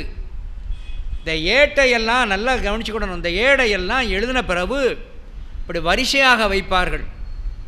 அந்த ஏட்டில் அந்த ஓரத்தில் எப்படி இருக்குன்னா ஒரு துளையிட்டு இருப்பார்கள். அதிலே மஞ்சள் நூலை விட்டு கட்டி மேலே ஒரு கட்டையும் கீழே ஒரு கட்டையும் போட்டு அதை சேமிப்பு என்று இப்படி கட்டி வைக்கணும். இந்த செய்தியை திரும்பவும் நான் சொல்லுவேன், ஏன்னா இந்த காரியத்தை பூரா சிவபெருமான் செய்ய போகிறார். எனவே ஒரு ஏட்டிலே பொத்தல் துளை ஏற்படுத்துகின்ற காரணத்தினாலே பொத்தகம்னு பேர். அதுதான் தமிழிலே புத்தகம் என்று வந்திருக்கிறது. அதை புஸ்தகம் என்று வடமொழியிலே வைத்து கொண்டிருக்கிறார்கள். தூய தமிழ் சொல். புத்தகம் என்றால் துளையிடப்பட்ட ஏடு என்று பொருள். ஆகையினாலே அழகாக துலங்கு புத்தகமும் தோன்ற செய்ய மென்பாதம் நோங்க சென்று முன்னாக நின்றார். மணிவாசக பெருமான் முன்னாலே போய் நிற்கிறார். மணிவாசக பெருமான் முன்னாலே போய் நின்றவுடனேயே அப்படியே மணிவாசகர் அப்படியே வந்த பிராமணனை நோக்கி வணங்குகிறார். வந்த உடனே நீர் யார் என்று கேட்கிறார். உடனே என்ன சொல்கிறார் அந்த பிராமணர் வடிவத்திலே வந்த அந்த பெருமான்? நான் பாண்டி நாட்டிலே இருந்து வருகிறேன்னார். நான் பாண்டி நாட்டிலே இருந்து வருகிறேன். பாம்பேக்கு ஒரு காரியமாக நீங்கள் போகிறீங்க. அப்படி பாம்பேக்கு ஒரு காரியமாக நீங்கள் போகிற இடத்துல, பாம்பேக்கு வேண்டாம், அமெரிக்கான்னு வச்சுக்கூடோமே, அமெரிக்காவுக்கு போகிறோம். அப்போ ஒரு ஷாப்பிங் போன இடத்துல ஒருத்தரை பார்த்த உடனே ஐயா நானும் திருநெல்வேலின்னு சொன்னேன்னா உங்களுக்கு எவ்வளோ சந்தோஷமாக இருக்கும். நானும் திருநெல்வேலிக்காரன் தான் சொன்னால் எவ்வளோ சந்தோஷமாக இருக்கும். இதே மாதிரி பாண்டி நாட்டிலே பெருமானானவன் தன்பொருட்டு குதிரை சேவகனாக வந்து நரியை பரியாக்கி பரியை நரியாக்கி பிட்டுக்கு மண் சுமந்து பிறம்படி பட்டு தன்பொருட்டு அருள் லீலைகளை செய்த அந்த பெருமான் இருக்கின்ற அந்த தலத்தில் இருந்து வந்திருக்கிறேன்னு சொன்னன்னா மணிவாசகரோட சந்தோஷப்பட்டிருப்பார். அப்படி ரொம்ப சந்தோஷப்பட்ட உடனே ஆகா அறியாம் பாண்டி நாட்டிலிருந்தால் வந்திருக்கிறீர் என சொல்ல உடனே வந்த அந்த சிவமாகிய அந்த அந்தனர் சொல்கிறார், எப்படி ஆடும் அதாவது புண்ணிய மன்றில் ஆடும் புனிதரை பரியில் ஏற பண்ணும் நிம் பெருமையாலே வாழ்ந்தது பாண்டி நாடு. யார் வந்த அந்த முதியவராகிய சிவபெருமான் மாணிக்கவாசகர் சொல்கிறார், மன்றுள்ளாடுகின்ற பெருமானை ஒரு குதிரையிலே குதிரை சேவனாக வரும்படியாக செய்து பாண்டி நாட்டிற்கே பெருமை சேர்த்து விட்டீர் என சொன்ன உடனே யார்? மாணிக்கவாசகர் சிவபெருமான் போகிறார். புத்தரை வாதில் வென்றீர். ஒருவர் மேலே ஐயா உங்களை பார்க்க எனக்கு ரொம்ப சந்தோஷமாக இருக்குது. உங்களை இன்றைக்கி நான் பார்ப்போன்னு நான் நினைக்கவே இல்லை. காலையில் நான் முழிக்கும்போதே ஒரு அழகாக ஒரு கருடன் இதை வந்து முழிச்சுது. அன்றைக்கி எனக்கு நல்லது நடக்கும்னு நினச்சேன். ஒரு 10 ரூபா இருந்தால் கொடுங்களேன், காப்பி அடிக்கணும் அப்படிமா. அப்போ தனக்கு ஒரு காரியம் இருந்தால் என்ன செய்வோம்? ஒரு இது பண்ணுவோம். உடனே வந்தவர் இது வரைக்கும் ஐஸ் வச்சவர் தான் வந்த காரியத்தை சொல்லார், நீ இது வரைக்கும் பாடின அந்த பாட்டை கொஞ்சம் சொல்ல நான் எழுதிக்கிடுவேன். அப்போ எதுக்காக வந்திருக்கிறாரு? நீ சொல்லிய பாடல்களையெல்லாம் பாடிய பாடல்களையெல்லாம் சொல், நான் எழுத வேண்டும், ஆன்மாக்களாகிய நாம் உய்தல் வேண்டும் என்பதற்காக அங்கே மணிவாசக பெருமானை திருவாய் மலரும்படியாக செய்து நான் படியெடுத்தல் வேண்டும், எழுதுங்கிறார். அழகாக சொல்லி காட்டுகிறார். ஆதியை மன்றுள்ளாடும் ஐயனை அன்பினாலே. யாரு? வந்த பிராமண வேதியர் சொல்லார், தில்லையம்பலத்தில் இருக்கிற பெருமானை நீ பாடியிருக்கியாமே. யாரு? அவர்தான் இவர். காட்டுவித்தால் ஆரொருவர் காணாதாரே, காண்பார் யார் கண்ணுதலாய் காட்டாக்கார். வந்த பெருமான் தன்னை அம்பலவன் என்று மணிவாசகருக்கே காட்டல. தன்னை அம்பலவன் என்று மணிவாசகருக்கே காட்டாத பொழுது ஒன்றுக்கும் பத்தால் அடியனுக்கு அவர் காட்ட போறார். அழகாக சொல்லி காட்டுறார் மணிவாசகனே. ஆதியை மன்றுள்ளாடும் ஐயனை அன்பினாலே ஓதிய தமிழின் பாடல் உள்ளவை ஓத எண்ணி. நீ உன்னுடைய வாயிலிருந்து வெளிப்பட்ட அந்த திருவாசகம், அந்த வார்த்தைகளை எல்லாம் இந்த உலகுயிர்கள், அதை நான் சொல்கிறார், நான் என்பது தம்முள் இருக்கின்ற உயிர்களெல்லாம் ஓத எண்ணி மா துயர் அகல. என்ன மா துயர்? மாத்துயர் உயிர்களுக்கு இருக்கின்ற பெரிய துன்பம் எது? பிறப்பு இறப்பு. அதான் மாத்துயர் அகல. உடனே மாத்துயர்னா 500 நோட்டும் 2000 நோட்டும் உடனே எல்லாத்துக்கும் ஏடிஎம்மில் கிடைக்கும்னு அர்த்தம் இல்லை. அந்த துயர் இல்லை. இங்கே உயிர்களுக்கு இருக்கின்ற தனக்குவமை இல்லாதான் தாழ் சேர்ந்தார்கல்ல மனக்கவலை மாற்றல் அறிது. என்ன மனக்கவலை? பிறப்பு இறப்பு என்பதுதான் நமக்கு மனக்கவலை. ஆகையினால்தான் மாத்துயர் அகல இன்னே வந்தனன் எழுதல் வேண்டும் வேதியர் பெருமான் இன்று விளம்பிடும் விளங்க என்றார். எனவே நீ பாடிய பாடல்களையெல்லாம் திரும்ப சொல்லும், நான் எழுதுகிறேன். விளங்க என்றால் இந்த பூமியானது ஞான பூமியாக விளங்க வேண்டும். இந்த தமிழ் வழங்குகின்ற மாநிலம் ஞான பூமியாக விளங்க வேண்டும் என்பதற்காக நானே படியெடுக்கிறேன் என்று பரமன் அங்கே படியெடுத்தார். படியெடுத்த உடனே அங்கே என்ன நடக்கிறார் அழகாக வந்து சொல்கிறார். உடனே மணிவாசக பெருமானுக்கு உடம்பிலே ஒரு மெய் சிலிர்ப்பு. அந்த மெய் சிலிர்ப்பு வந்த உடனே துன்னன கிளந்து உளம் மெய்ஞான வாசகம் உவந்து சொன்னார். உடனே அவர் மனதிலே, அவர் உள்ளத்திலே ஒரு கிளர்ச்சி எழ, அந்த கிளர்ச்சியின் காரணத்தினாலே என்ன செய்தார்? திருவாய் மலர்ந்தார். திருவாய் மலர்ந்த உடனே அங்கு அவர் உரைத்த எல்லாம் அம்பலத்து ஆடும் மையர் செங்கையில் ஏடு வாங்கி தெளிவுற வரைந்த பின்னர் சொல்ல சொல்ல திருவாசகங்கிற பேர் அதுதான். திரு என்பது என்னது?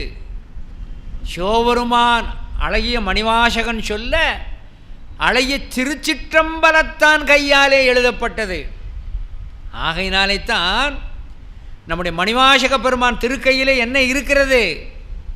திரு ஏட்டை தாங்கி இருக்கின்றார். ஆகையினாலே தான் அங்கவர் உரைத்த அவையெல்லாம் அம்பலத்து ஆடும் மையர் செங்கையில் ஏடு வாங்கி தெளிவுற வரைந்த பின்னர் பொங்கிய அருளினாலும் புகன்று இடர் அகல. நல்ல கவனம். இதுவரைக்கும் இடர் அகல, அதாவது உயிர்களுடைய துன்பத்தை அகல திருவாசகம் பாரியாச்சு.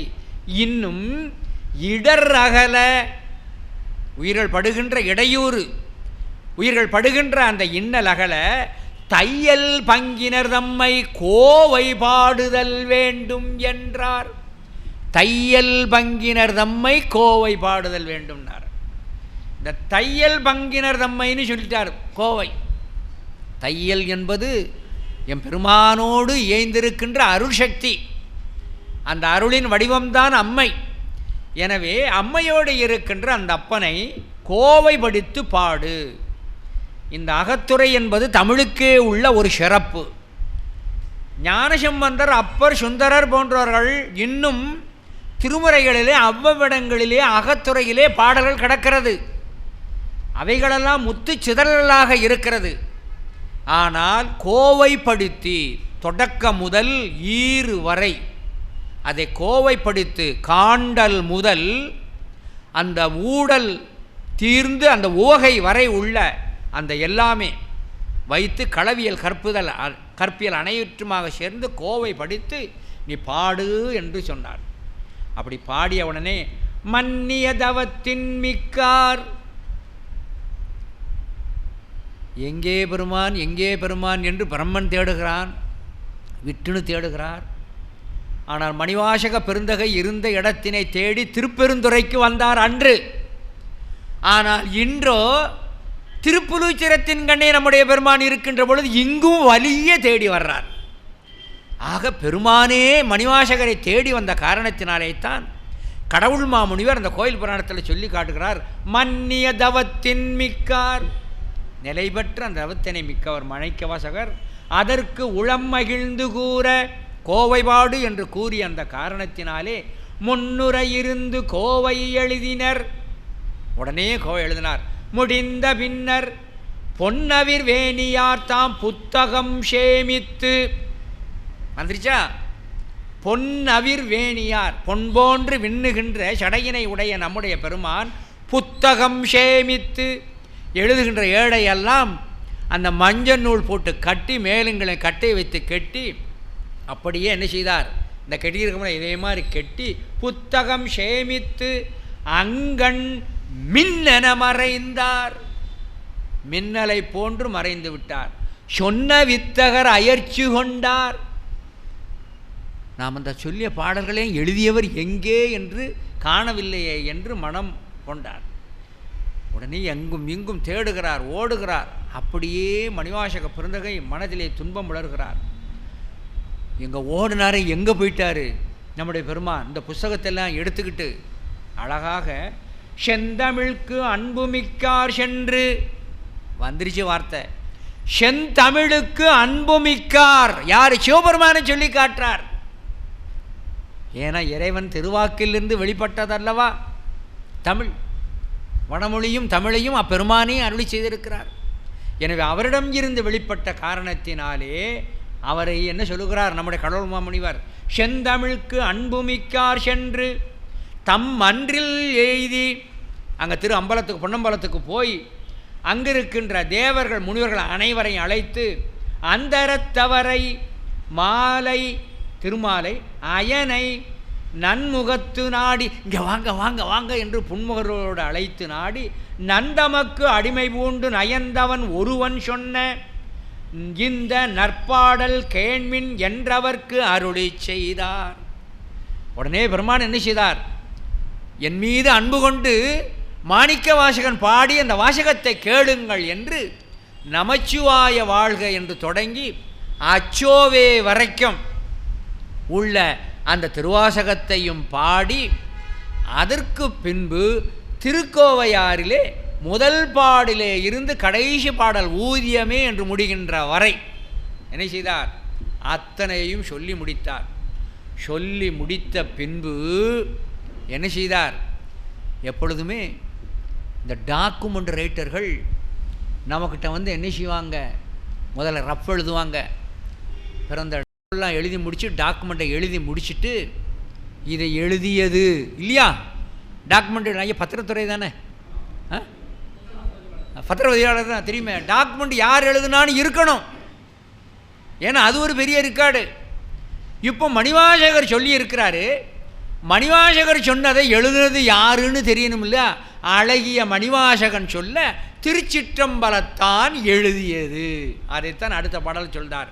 மெய்த்தவ வாத ஊரர் விளம்பிட எழுதும் இந்த புத்தகம் மன்றுள் ஆடல் புரிந்தவர் எழுத்தாம் என்று, ஆடல் வல்லானாகிய நான் என்னுடைய கைப்பட எழுதியது என்று முத்தியை உதவும் கோவை முடிவு இடத்து எழுதி பின்னர் சித்திர மலர்கையாலே திருந்த மை காப்பும் செய்தார். அழகாக அவர் பெருமான் கையெழுத்தும் போட்டார். ஆக பெருமானுடைய கையெழுத்து எங்கே இருக்கிறது? திருக்கோவையார் ஊதியமே என்று வருகிறது. அதற்கு கீழே பெருமானது கையெழுத்து இருக்கிறது. அதுதான் நமக்கு பெருமான் கொடுத்திருக்கின்ற அருமையான ஒரு பெரிய ஒரு பொக்கிஷம். அப்படி குறிஞ்ச கொண்டு கொடுத்த பின்பு என்பரு முனிவர் விண்ணோர் இறைஞ்சும் அம்பலத்து வாயில் வன்படி மீதே உண்மை வாசகம் முறையை வைத்தார். அம்பலத்தில் எல்லாருக்கும் படித்து காட்டியாச்சு, திருக்கதவம் சாத்தியாச்சு. அந்த திருக்கழிற்று படியார் இருக்குது இல்லையா, அந்த பஞ்சாக்கரை படி மேலே அப்படி வச்சுட்டு சுவாமி அம்பலத்தில் மறைஞ்சிட்டார். காலையில் தில்லைவாழ் அந்தணர்கள் திருக்கதவம் நீக்க வருகிறார்கள். படியிலே ஏடு இருக்கிறது, படியிலே ஏடு இருக்கிறது. இது ஏடு இருப்பது நாம் திருக்கதவம் சாத்துகின்ற பொழுது ஒன்றுமில்லை, இப்பொழுது ஏடு இருக்கிறது, இது என்னவென்று தெரியவில்லையே என அங்கே பார்க்கின்ற பொழுது மேலே திருவாசகம் என்று எழுதப்பட்டிருக்கிறது. உடனே மணிவாசக பெருந்தகையிடம் சென்று அழைத்து வந்து இந்த அற்புதத்தை பாரும் என சொல்ல, என்னையும் பெருமான் ஒரு பொருளாக கொண்டு இவ்வளோ பெருமை சேர்த்தானே என்று என்ன செய்தார், அப்படியே கண்ணீர் கசிந்து மல்கி நிற்கிறார். உடனே தில்லைவாழ் அந்தணர்கள் முதலான அனைவருமே மணிவாசக பெருந்தகை முன்பாக நின்று, நீர் தேவரீர் எழுதும்படியாக திருவாசகம் உரைத்தீர், திருக்கோவையார் உரைத்தீர், இந்த திருவாசகமும் திருக்கோவையாருக்கும் உள்ள பொருளினை நீரே உம்முடைய வாயினால் உரைத்தல் வேண்டும் என்றார்.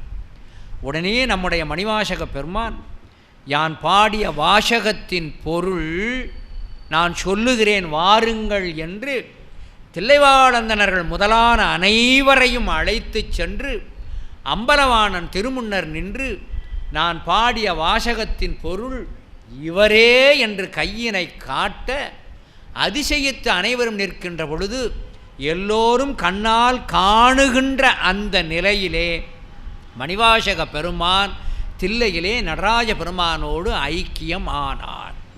இப்படி நடராஜ பெருமானோடு நேரடியாக ஐக்கியமான காரணத்தினாலே நடராஜ பெருமான் இருக்கின்ற கருவறையிலே இன்றைக்கும் மணிவாசக பெருமான் இருப்பார்.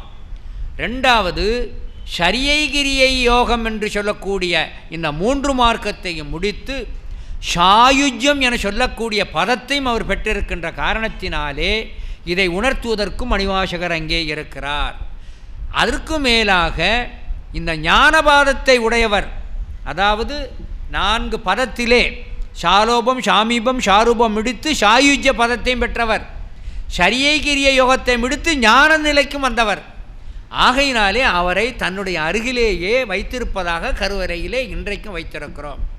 அதே இடத்தில் காரைக்கால் அம்மையார் ஏன் இருக்கிறார், இரவாத இன்ப அன்பு வேண்டி பின் வேண்டுகின்றார், பிறவாமை வேண்டும் பிறப்புண்டேல் உன்னை வரவாமை வேண்டும், இன்னும் வேண்டும் நான் மகிழ்ந்து பாடி, அங்கேயும் பாடி அரவாணி ஆடும்போது உன் அடியின் கீழ் இருக்க என்றார் என்று அந்த வரத்தையும் பெற்ற காரணத்தினாலே காரைக்கால் அம்மையாரும் அங்கே என்ன செய்து கொண்டிருக்கிறார், அந்த பெருமான் நடனம் செய்கின்ற பொழுது கீழே இருக்கிறார்.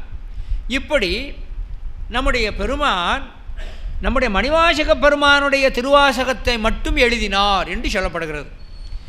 மணிவாசக பெருமானுடைய திருவாசகத்தை ஏன் எழுதினார் இது தெரியணும் இல்லையா? அதற்கு துரைமங்கல சிவபிரகாச சுவாமிகள் அழகாக சொல்லி காட்டுகிறார். மணிவாசகருடைய திருவாசகத்தை சிவபெருமான் ஏன் எழுதினார் தெரியுமா? தன்னை பற்றி புகழ்ந்து காடிய காரணத்தினாலே இவர் தற்புகழ்ச்சி பிரியன், அதனால தான் இவர் தன்னைத்தானே புகழ்ந்துரைக்கின்ற திருவாசகத்தை எழுதுகிறார்னார். இது ஒரு நகைச்சுவைக்காக துரைமங்கலம் சிவபிரகாச சுவாமிகள் 4 நான்மணி மாலையிலே இது சொல்லி காட்டுகிறார். எப்படி? தன்னை நீ புகழ்ந்த பழுதில் செய்யுள் எழுதினன், நடராஜபெருமானை எழுதினன், அதனால் புகழ்ச்சி விருப்பன் போலும், நீ தற்புகழ்ச்சி விருப்பன் போலும்னு சொல்லி காட்டுறார். ஆனால் உண்மையிலேயே அது அன்று. அது எதற்காக சொல்லப்பட்டது, எதற்காக எழுதினார் என்றால், திருவாசகம் அனைவருக்கும் கிடைக்க வேண்டும், சேமித்து கொடுக்க வேண்டும் என்பதற்காக எழுதினார். அனைவரும் இதை ஓதி உய்தல் வேண்டும் என்ற நோக்கத்திலே எம்பெருமான் ஆகினார். இதற்கு விடை அழகாக சொல்லி காட்டுறார். இன்னொரு காரணம், மனோன்மணி சுந்தரனார் மனோன்மணியம்னு ஒரு நூல் எழுதியிருக்கிறார். இந்த மனோன்மணி நூலில் பாயிர பகுதி சைவர்களுக்கு ஒரு பெரிய விருந்து. அதில் நீராறுங்கடல் உடுத்த ஒரு பாடலை தவிர அந்த பாடலையும் முழுமையாக நாம் படிப்பதில்லை. ஏன்னா சைவத்தினுடைய பெருமை அங்கு சொல்லப்பட்ட காரணத்தினால் அந்த பாடலும் முழுமையாக படிப்பதில்லை. அந்த தமிழ் வாழ்த்து 2 பாடல்களில் இருக்கும், ஒரு பாட்டோடு நிறுத்திக்கிடுறோம். இந்த மனோன்மணியத்தில் வரக்கூடிய இந்த பாயிர பகுதி சைவத்திற்கு அப்படியே ஒரு கிடைத்த ஒரு வரப்பிரசாதம். அந்த பாயிர பகுதியில் சுந்தரனார் என்ன அழகாக சொல்லார், மாணிக்க வாசகர் திருவாய்மலர்ந்த திருவாசகத்தை ஏன் சிவபெருமான் எழுதினார் தெரியுமா? இப்போ ஒருத்தர் இங்கே இருந்து நம்ம முத்துசாமி ஐயாவே எடுத்துக்கிடுவோமே, மதுரைக்கு போகிறாங்க. மதுரைக்கு ட்ரெயினில் ஏறுறாங்க. ட்ரெயின் இங்கேருந்து போகிறதுக்கு 3 மணி நேரம் ஆகும். இந்த 3 மணி நேரம் ஆகிறதுக்கு நமக்கு இடையில போர் அடிக்குமே. அப்போ என்ன செய்யலாம்? யாரா கூட பக்கத்தில் இருந்தால் பேசிக்கிட்டு போகலாம். காலையில் 5:30 மணிக்கு ஈரோடு எக்ஸ்பிரஸ் போகுது, ஒருத்தர் இருக்க மாட்டாங்க. ஒரு கம்பார்ட்மெண்ட்டில் ஒரு ஆள் இருக்கிறதே கஷ்டம், ஒருத்தரும் இல்லை, தனிமை. அப்போ தனிமையாக இருக்கின்ற தனக்கு தனிமை தெரியதலும் கூடாது. அதுக்காக அவங்க என்ன செய்வாங்க, ஏதாவது ஒரு புஸ்தகத்தை எடுத்து கையில் பையில் போட்டு போவாங்க. அப்போ வழியிட என்ன செய்வாங்க, தன்னுடைய தனிமை தெரியாமல் இருக்க, நல்லா எனக்கு தெரியணும், தன்னுடைய தனிமை தெரியாமல் இருக்க, தாய்மொழியில் சொல்லணும்னா போர் அடிக்காமல் இருக்க, அதான தாய்மொழி நமக்கு. அந்த தனிமை தெரியாமல் இருக்க சுவாமி என்ன செய்தாராம், இந்த உலகம் அனைத்தும் சம்ஹாரம் செய்யப்பட்டு பிரம்ம விஷ்ணுக்களையும் தன்னை ஒடுக்கிய வந்து தான் ஒருவன் மட்டும் அங்கே தனித்து நிற்கின்ற பொழுது, தனக்கு தனிமை தெரியாது இருக்கின்ற பொழுது, தான் அதை தனிமையை நீக்குவதற்காக படிப்பதற்கென்றே ஒரு பிரதியை எழுதி கொண்டார். எதுக்காக எழுதினாராம்? தனக்கு தனிமை ஊழி காலத்திலே தான் தனிமையாக இருக்கின்றோம் என்ற தனிமை தெரிதல் கூடாது என்பதற்காக எழுதினார் என்று மனோன்மணியம் நூலில் பேராசிரியர் சுந்தரனார் எழுதுகிறார்.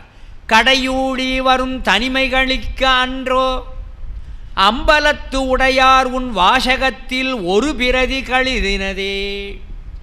ஆகையினாலே தான் அந்த ஒரு பிரதியினை அவர் எழுதி கொண்டார் என்று அங்கே அழகாக அங்கே சொல்லப்பட்டிருக்கிறது. இன்னொரு வார்த்தை சொல்கிறேன், நம்முடைய திருமுறைகளெல்லாம் ஞானாசிரியன்மார்களது திருவாக்கிலே வந்தது. இந்த ஞானாசிரியன்மார்களுடைய திருவாக்கு எல்லாம் 27 ஞானாசிரியருடைய வாக்கு முழுமையும் நமக்கு கிடைக்கவில்லை. ஞானசம்பந்தர் தேவாரத்தை எடுத்துக்கொண்டாலும் சரி, நாவுக்கரசர் தேவாரத்தை எடுத்துக்கொண்டாலும் சரி, சுந்தரர் தேவாரத்தை எடுத்துக்கொண்டாலும் சரி, நமக்கு கிடைத்தவைகள் சிலவைகளே. அவைகளையெல்லாம் என்ன ஆனது என்றால், இறைவனானவன் சுத்தமாயா தத்துவத்திலே இருந்து வாக்குகளை தோற்றுவித்து, அச்சரங்களையும் தோற்றுவித்து, வேதங்களையும் தோற்றுவித்து, ஆகமங்களையும் தோற்றுவித்து, புராணங்களையும் அங்கே வரும்படியாக செய்து நமக்கு பரோபகாரம் பண்ணுகிறார். தான் அதிர்ட்டிக்கின்ற அந்த சுத்தமாயிலே ஊழிக்காலத்தின் முடிவிலே தான் தோற்றுவித்த அந்த சொற்பிரபஞ்சம் என சொல்லப்படுகின்ற அந்த மந்திரம், பதம், வண்ணம் என சொல்லக்கூடிய எழுத்துக்கள் முதலான வேதம், ஆகமம், தோத்திரம், சாத்திரம் முதலானவைகளையும் சுத்த தத்துவத்திலேயே ஒடுக்கி விடுவார். சுத்த தத்துவத்திலேயே ஒடுக்கி மீளவும் புனரோற்பம் பண்ணிய காலத்தில் நமக்கு தேவையானவைகளை எடுத்து கொடுக்கிறார்.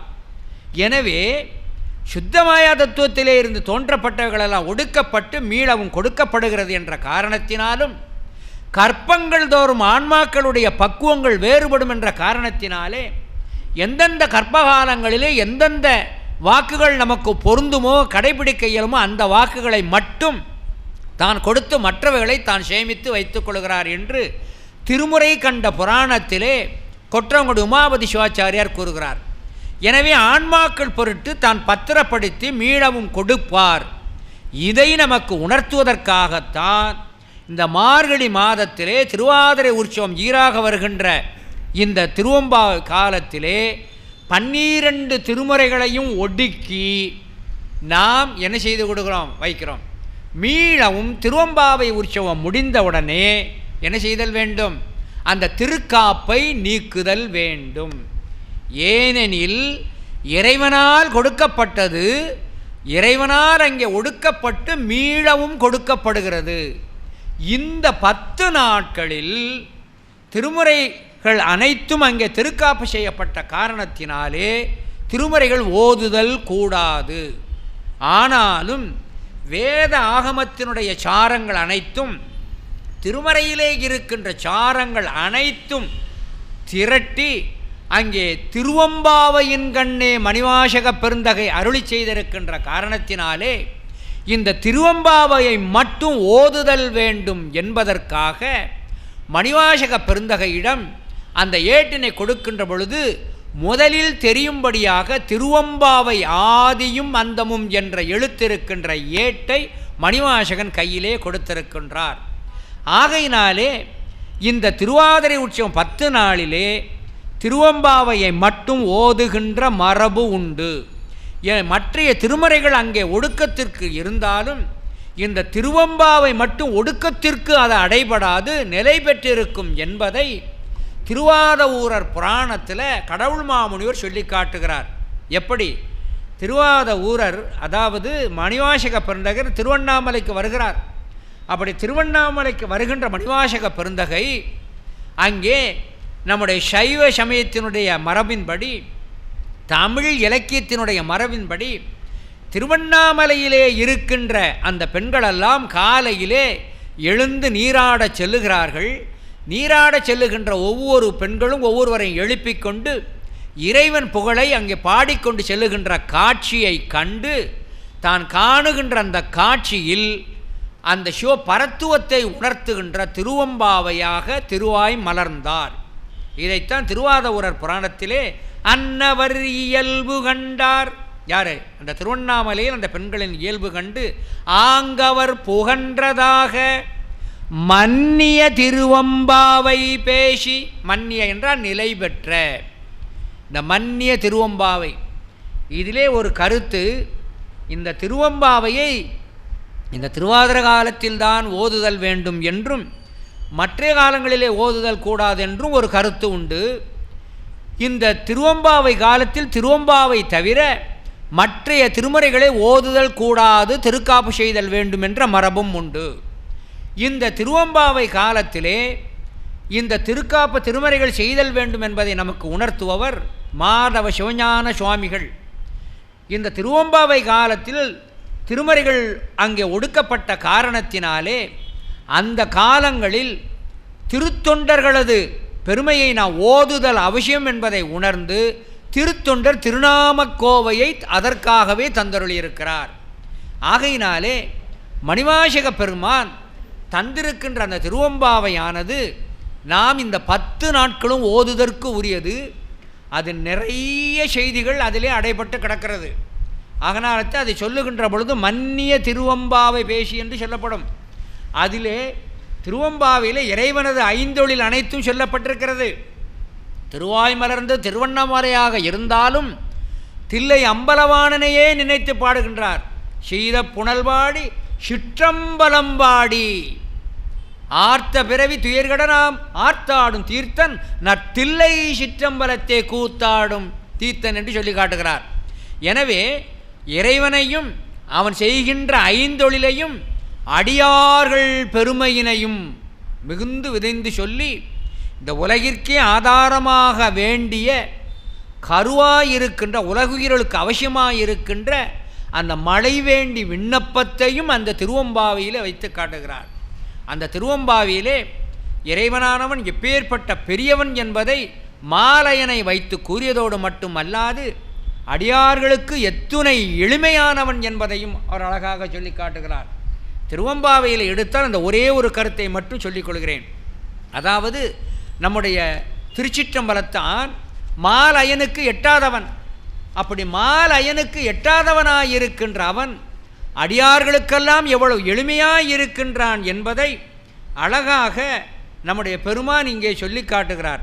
எப்படி சொல்லி காட்டுகிறார் என சொன்னால், அதாவது நம்முடைய பெருமான் 6வது திருப்பாட்டில் ஒரே ஒரு பாட்டில் மட்டும் சொல்லி காட்டுறேன். இறைவன் எவ்வளவு உயர்ந்தவன், ஆனால் எந்த அளவிற்கு அவன் நமக்கு கருணை பாலிக்கிறான் என்பதை ஒரே ஒரு பாட்டை சொல்லி காட்டுகிறேன். மானே நீ நென்னலை நாளை வந்து உங்களை நானே எழுப்புவன் என்றலும் நானாமே. உள்ளே தூங்கிட்டு இருக்கா பெண், வெளியே எழுந்து வந்த பெண்கள் சொல்லுகிறார்கள், ஏ பெண்ணே, மான் போன்ற கண்ணை உடையவளே, நாளைக்கு உங்களை நான் எழுப்புகிறேன் என்று நேற்று வீரவசனம் பேசினாயே, இன்னுமா உறங்குகிறாய்? இப்பமே ஏன் கும்பிடணும்? அதெல்லாம் வயசு காலத்தில் கும்பிடணும்னா. சரி, வயசு காலம் வந்த படனே நீ கும்பிடுதியா? அந்த கேள்வியை தான் கேட்குறார். நாமெல்லாம் போக முடியுமா? செவனேன்னு வீட்டில் இருக்கணும், ஒரு டிவியை பார்த்துக்கிட்டு அழகாக அங்கே என்னத்தையே வச்சுக்கிட்டு வச்சுக்கிட்டு இருக்கணும். ஆக வணங்க வேண்டிய காலம் வர வேணும்னு காத்திருந்தோம். அந்த முதுமை காலம் வந்தும் கூட நாம் வணங்குறதில்லை. என்ன சொல்லி காட்டுறார் மணிவாசக பெருந்தகை. அதனால் இதில் நிறைய பொருள் இருக்கிறது. நான் கால அவகாசம் பண்ணி சுருக்கமாக சொல்கிறேன். மானே நீ நென்னலை நாளை வந்து உங்களை நானே எழுப்புவேன். நானே ஏகாரம். அப்போ எவ்வளோ உறுதிப்பட கூறினாய்? ஏகார தேற்றம் இது. நானே எழுப்புவோன் என்றாலும் இப்படி சொல்லிய நீ இன்னும் தூங்கி கொண்டிருக்கிறாயே என்றாலும் நானாமே. நீ சொன்ன சொல்லி என்னாச்சு? தண்ணீரில் எழுதப்பட்டதா? காற்றிலே போய்விட்டதா? போன திசை பகராய் இன்னும் புலர்ந்தின்றோ? உனக்கு இன்னும் விடியவில்லையோ? ஆனால் எதற்காக உன்னை எழுப்புகின்றோம்? அப்பெருமானை வணங்குவதற்கு. அவன் யார்? வானே நிலனே பிறவே அறிவறியான். இந்த வானே நிலனே பிறவே அறிவறியான் 2 பாடலில் வரும். வானே நிலனே பிறவே அறிவறியான்னு அதுக்கு முந்தின பாட்டில் பாருங்கள். ஞாலமே விண்ணே பிறவே அறிவறியான் முந்தின பாட்டிலையும் வருது. 2 இடத்துலையும் சொல்லி காட்டுவார். முன்னே சொன்னதனுடைய நோக்கம் வேறு, பின்னே சொல்லப்படுவதனுடைய நோக்கம் வேறு. இப்போ வானே நிலனே பிறவறியான்னா, வான் என்பது போகங்களை நுகரக்கூடிய சொர்க்கம் முதலான அந்த தேவர்கள் இருக்கின்ற பூமி, அதான் வானம். அது போக பூமி. ஆனால் அவர்களாலே என்ன முடியவில்லை, சிவபெருமானை அறிய முடியவில்லை. நிலனே, இது கண்ம பூமி, கண்மத்தை ஈட்டுகின்ற பூமி. இந்த கண்மத்திலே ஈட்டுகின்ற எந்த ஆன்மாவும் இந்த பூமியிலே அவனை கண்டதில்லை. பிறவே, இதுதான் மணிவாசகருடைய அருமையான செருக்கு, அருமையான அந்த செய்யுள் ஆட்சி. இந்த பிறவே என்பது நரகம். நரகம்னு சொல்லக்கூடாது, அமங்கல சொல்லு. அதுக்காக என்ன சொன்னார்? பிறவே. நரகத்திலே இருந்து தன்னுடைய தவறை உணர்ந்தவர்களும் கூட அவர்களாலும் அறிய இயலாதவன். வானே நிலனே பிறவே அறிவு அறியான். யாராலும் அறிய முடியாது அந்த பெருமான். ஆனால் அவன் தானே வந்து எம்மை தலையழித்து ஆட்கொண்டருடும். ஆனால் அவன் என்ன செய்கிறான்? நம்மை தேடி வந்து அருள்கிறான். வானே நிலனே பிறவே அறிவறியான். அப்பேற்பட்ட பெரியவன் நம்மீது கருணை கொண்டு தானே வந்தம்மை தலையழித்தாட்கொண்டருளும்னார். இதுக்கு குருவருள் விளக்கம்னு ஒரு நூல் இருக்கிறது. திருவாசகத்துக்கு உரைக்கு பேர் குருவருள் விளக்கம். சான தண்டமாணி தேசிகர் எழுதினது. திருவாவடுதுறை ஆதீனத்து உடைமை. இந்த தானே வந்து தலையழித்து எம்மை தலையழித்து ஆட்கொண்டவர்களுக்கு விளக்கம் என்ன எழுதுகிறாரு? அதாவது ஒரு சொல்கிறார், இந்த தோலெல்லாம் பொத்து பொத்து வடியுது. இந்த பொத்து பொத்து வடிகிறது. நான் எத்தனையோ மருந்து மாத்திரை குடிச்சிட்டேன், எனக்கு உடம்புல சேர மாட்டேங்கு. மேற்கொண்டு மருந்தை குடித்தால் இன்னும் என்ன ஆகிறது? இந்த புண் விரிந்து கொண்டு தான் போகிறதுன்னு ஒருத்தர் வருத்தப்பட்டார். அப்போ ஒரு வைத்தியர் வந்தார்.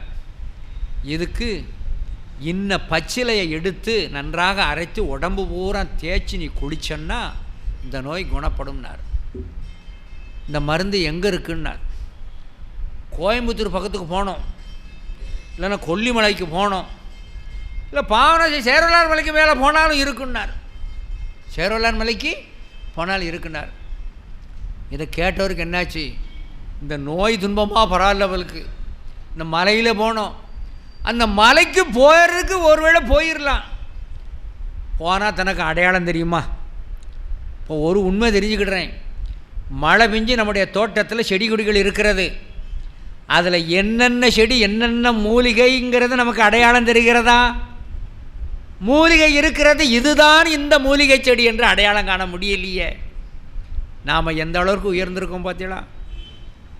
ஆனால் இதை சொன்ன உடனே இவர் என்ன செஞ்சிட்டார்? மலைக்கு மேலே போகணும். அப்போ என்ன செய்யணும்? அடையாளம் காண முடியாது. அப்படியே நின்னார். உடனே வந்த வைத்தியர் சொன்னார், சரி ஆண்டவனையும் கும்பிடு, மருந்தும் கிடைக்கும்னு சொல்லிட்டார். உடனே என்ன பண்ணார், அப்படியே ரொம்ப மனசு வேஷடையாக இருக்குது, கொஞ்சம் எந்திரிச்சு வெளியே வான்னு கூப்பிட்டார் வைத்தியர். உடனே இந்த வைத்தியர் கூப்பிட்டுக்கிட்டு அந்த நோயாளி தோல் நோயுடையவரை கூப்பிட்டுக்கிட்டு வீட்டுக்கு பின்பக்கம் போகிறார். பின்பக்கம் போய், இது ஓன் தோட்டமான்னார். ஆமான்னார். நான் சொல்கிற பச்சளை இதுதான் பாடினார். எனவே மலை மூலிகை தோட்டத்தில் கிடைத்தவாறு, மலையில் போய் தேட வேண்டிய மூலிகையை நம்முடைய தோட்டத்துக்குள்ளே வந்து இருந்தால் அது எவ்வளோ மகிழ்ச்சி. அதையும் ஒருத்தர் அடையாளம் காட்டிட்டார். அப்போ எந்த அளவிற்கு தோட்டத்து மூலிகைன்னு பேர். மலை மேலே இருக்கிற மூலிகையை போவதற்கு சிரமம், அடையாளம் காண்பதற்கு சிரமம், அது அந்த அளவிற்கு கொண்டு வர்றது அடுத்த சிரமம். ஆனால் தோட்டத்து மூலிகையாக வந்து அவன் அருள்பாரிக்கிறான் என்று அழகாக இதனுடைய உரையினை சண்டவாணி தேசிகர் எழுதார். அதுதான் தானே வந்தம்மை தலையளித்தாட் கொண்டருளும் வான்வார் கடல்வாடி வந்தோர்க்கு உன் வாய் தீரவாய். ஆகையினாலே இந்த அளவிற்கு இறைவனுடைய மேலுக்கு மேலான பெருமையும் அவன் ஆன்மாக்கள் பொருட்டு அருளுகின்ற எளிதாம் தன்மையும் திருவாசகத்தில் பல இடங்களிலே வருகிறது. இப்படி சொல்லுகிற இடத்துல இந்த திருவாசகத்தினுடைய ஒரு உயர்வு என்னங்கிறத ஒரு கருத்தை சொல்லி ஒரு நிமிஷத்தில் முடிச்சிடுறேன். என்னன்னா, திருமுறைகள் எத்தனையோ நம்ம படிக்கிறோம், 1 முதல் 12 திருமுறைகளை படிக்கிறோம். எந்தெந்த திருமுறைகளையோ எடுத்தாலும் நம்ம நேரடியாக திருமுறை பாட்டுக்கு போயிருந்தோம். ஆனால் ஒரே ஒரு திருமுறைக்கு மட்டும் செல்வதற்கு முன்பாக, ஒரே ஒரு திருமுறையை மட்டும் நாம் படிப்பதற்கு முன்பாக, அந்த ஒரு திருமுறையை மட்டும் நாம் ஓதுவதற்கு முன்பாக திருமுறையில் இல்லாத ஒரு பாடலை பாடிக்கொண்டு தான் அந்த திருமுறைக்குள்ளே நுழைவோம். அது எது என்று சொன்னால், திருவாசகமாகிய அந்த 8ஆம் திருமுறையை ஓதத் தொடங்குவதற்கு முன்பாக முதலிலே திருமுறையிலே இல்லாத தொல்லை இரும்பிறவி சூழும் தலை நீக்கி இந்த சிறப்பு பாயிரத்தை பாடிய பின்புதான் திருமுறைக்கு செல்லுகின்ற மரபு பல இடத்திலே இருக்கிறது. வேறு எந்த நூலுக்கும் சிறப்பு கிடையாது.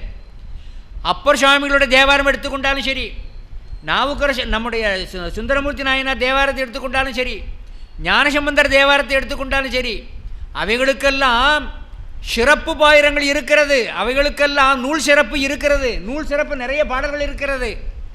ஆனால் மணிவாசக பெருமானுடைய அந்த திருவாசகம் திருக்கோவையாருக்கு செல்வதற்கு முன்பாக மட்டும்தான் சிறப்பு பாயிரத்தை படித்து கொண்டு செல்கிறோம்.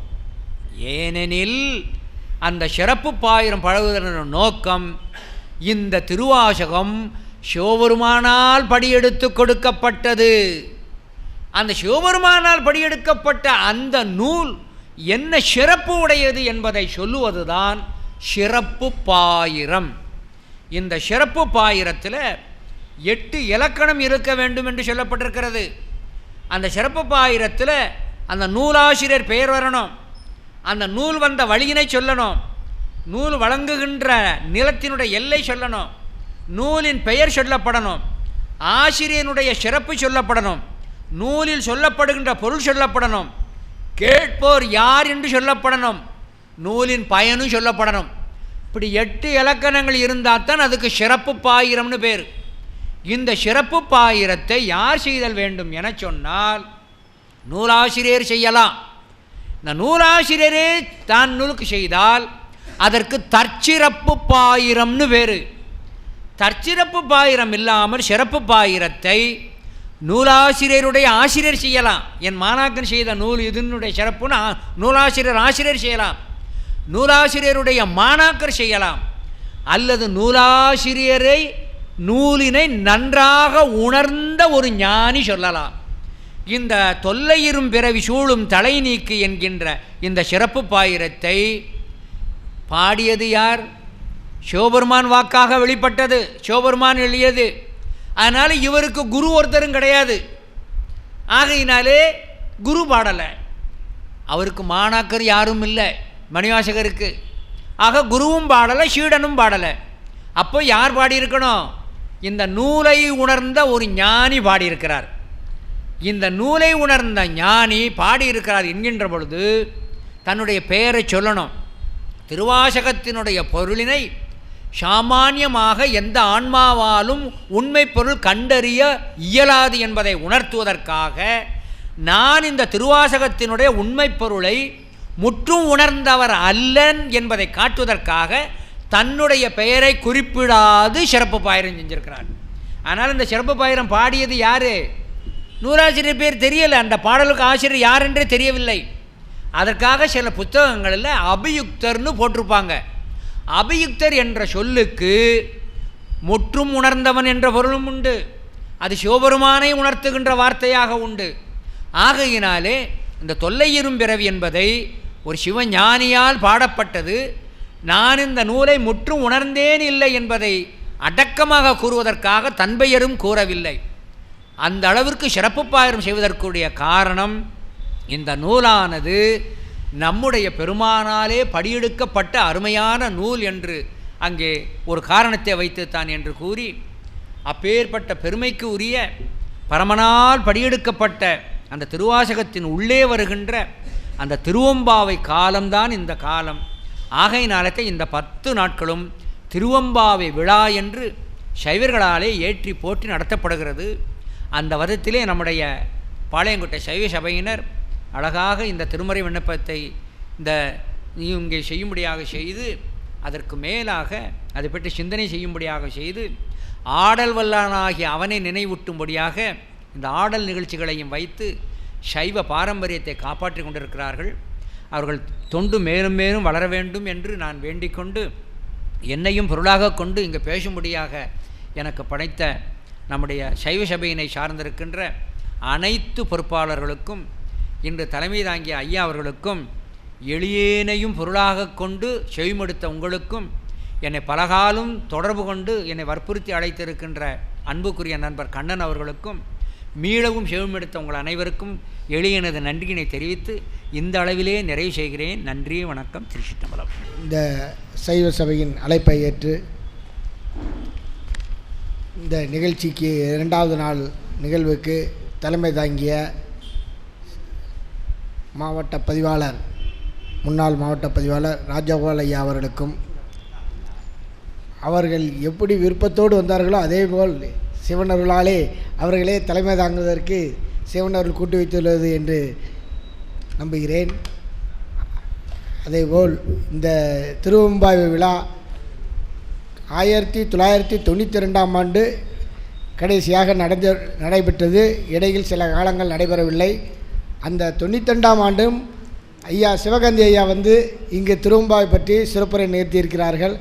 அதற்கு பின்னர் இடைப்பட்ட காலத்திற்கு பின்னர் இப்போ நடக்கக்கூடிய இந்த ஆண்டும் வந்து சிறப்புரை நிகழ்த்தியதற்காக சிவகாந்தி ஐயா அவர்களுக்கும் மற்றும் இங்கு வந்திருந்த அனைத்து சிவநேய செல்வர்களுக்கும் எங்கள் சைவ சபையின் சார்பில் மனமார்ந்த நன்றியை தெரிவித்துக் கொள்கின்றோம்.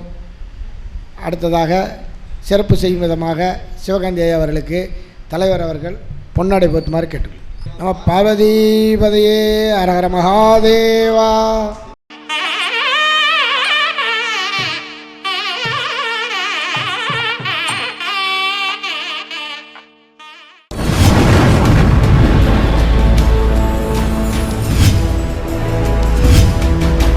நீங்கள் பார்த்துக் கொண்டிருப்பது உங்கள் கதிர் டிவி.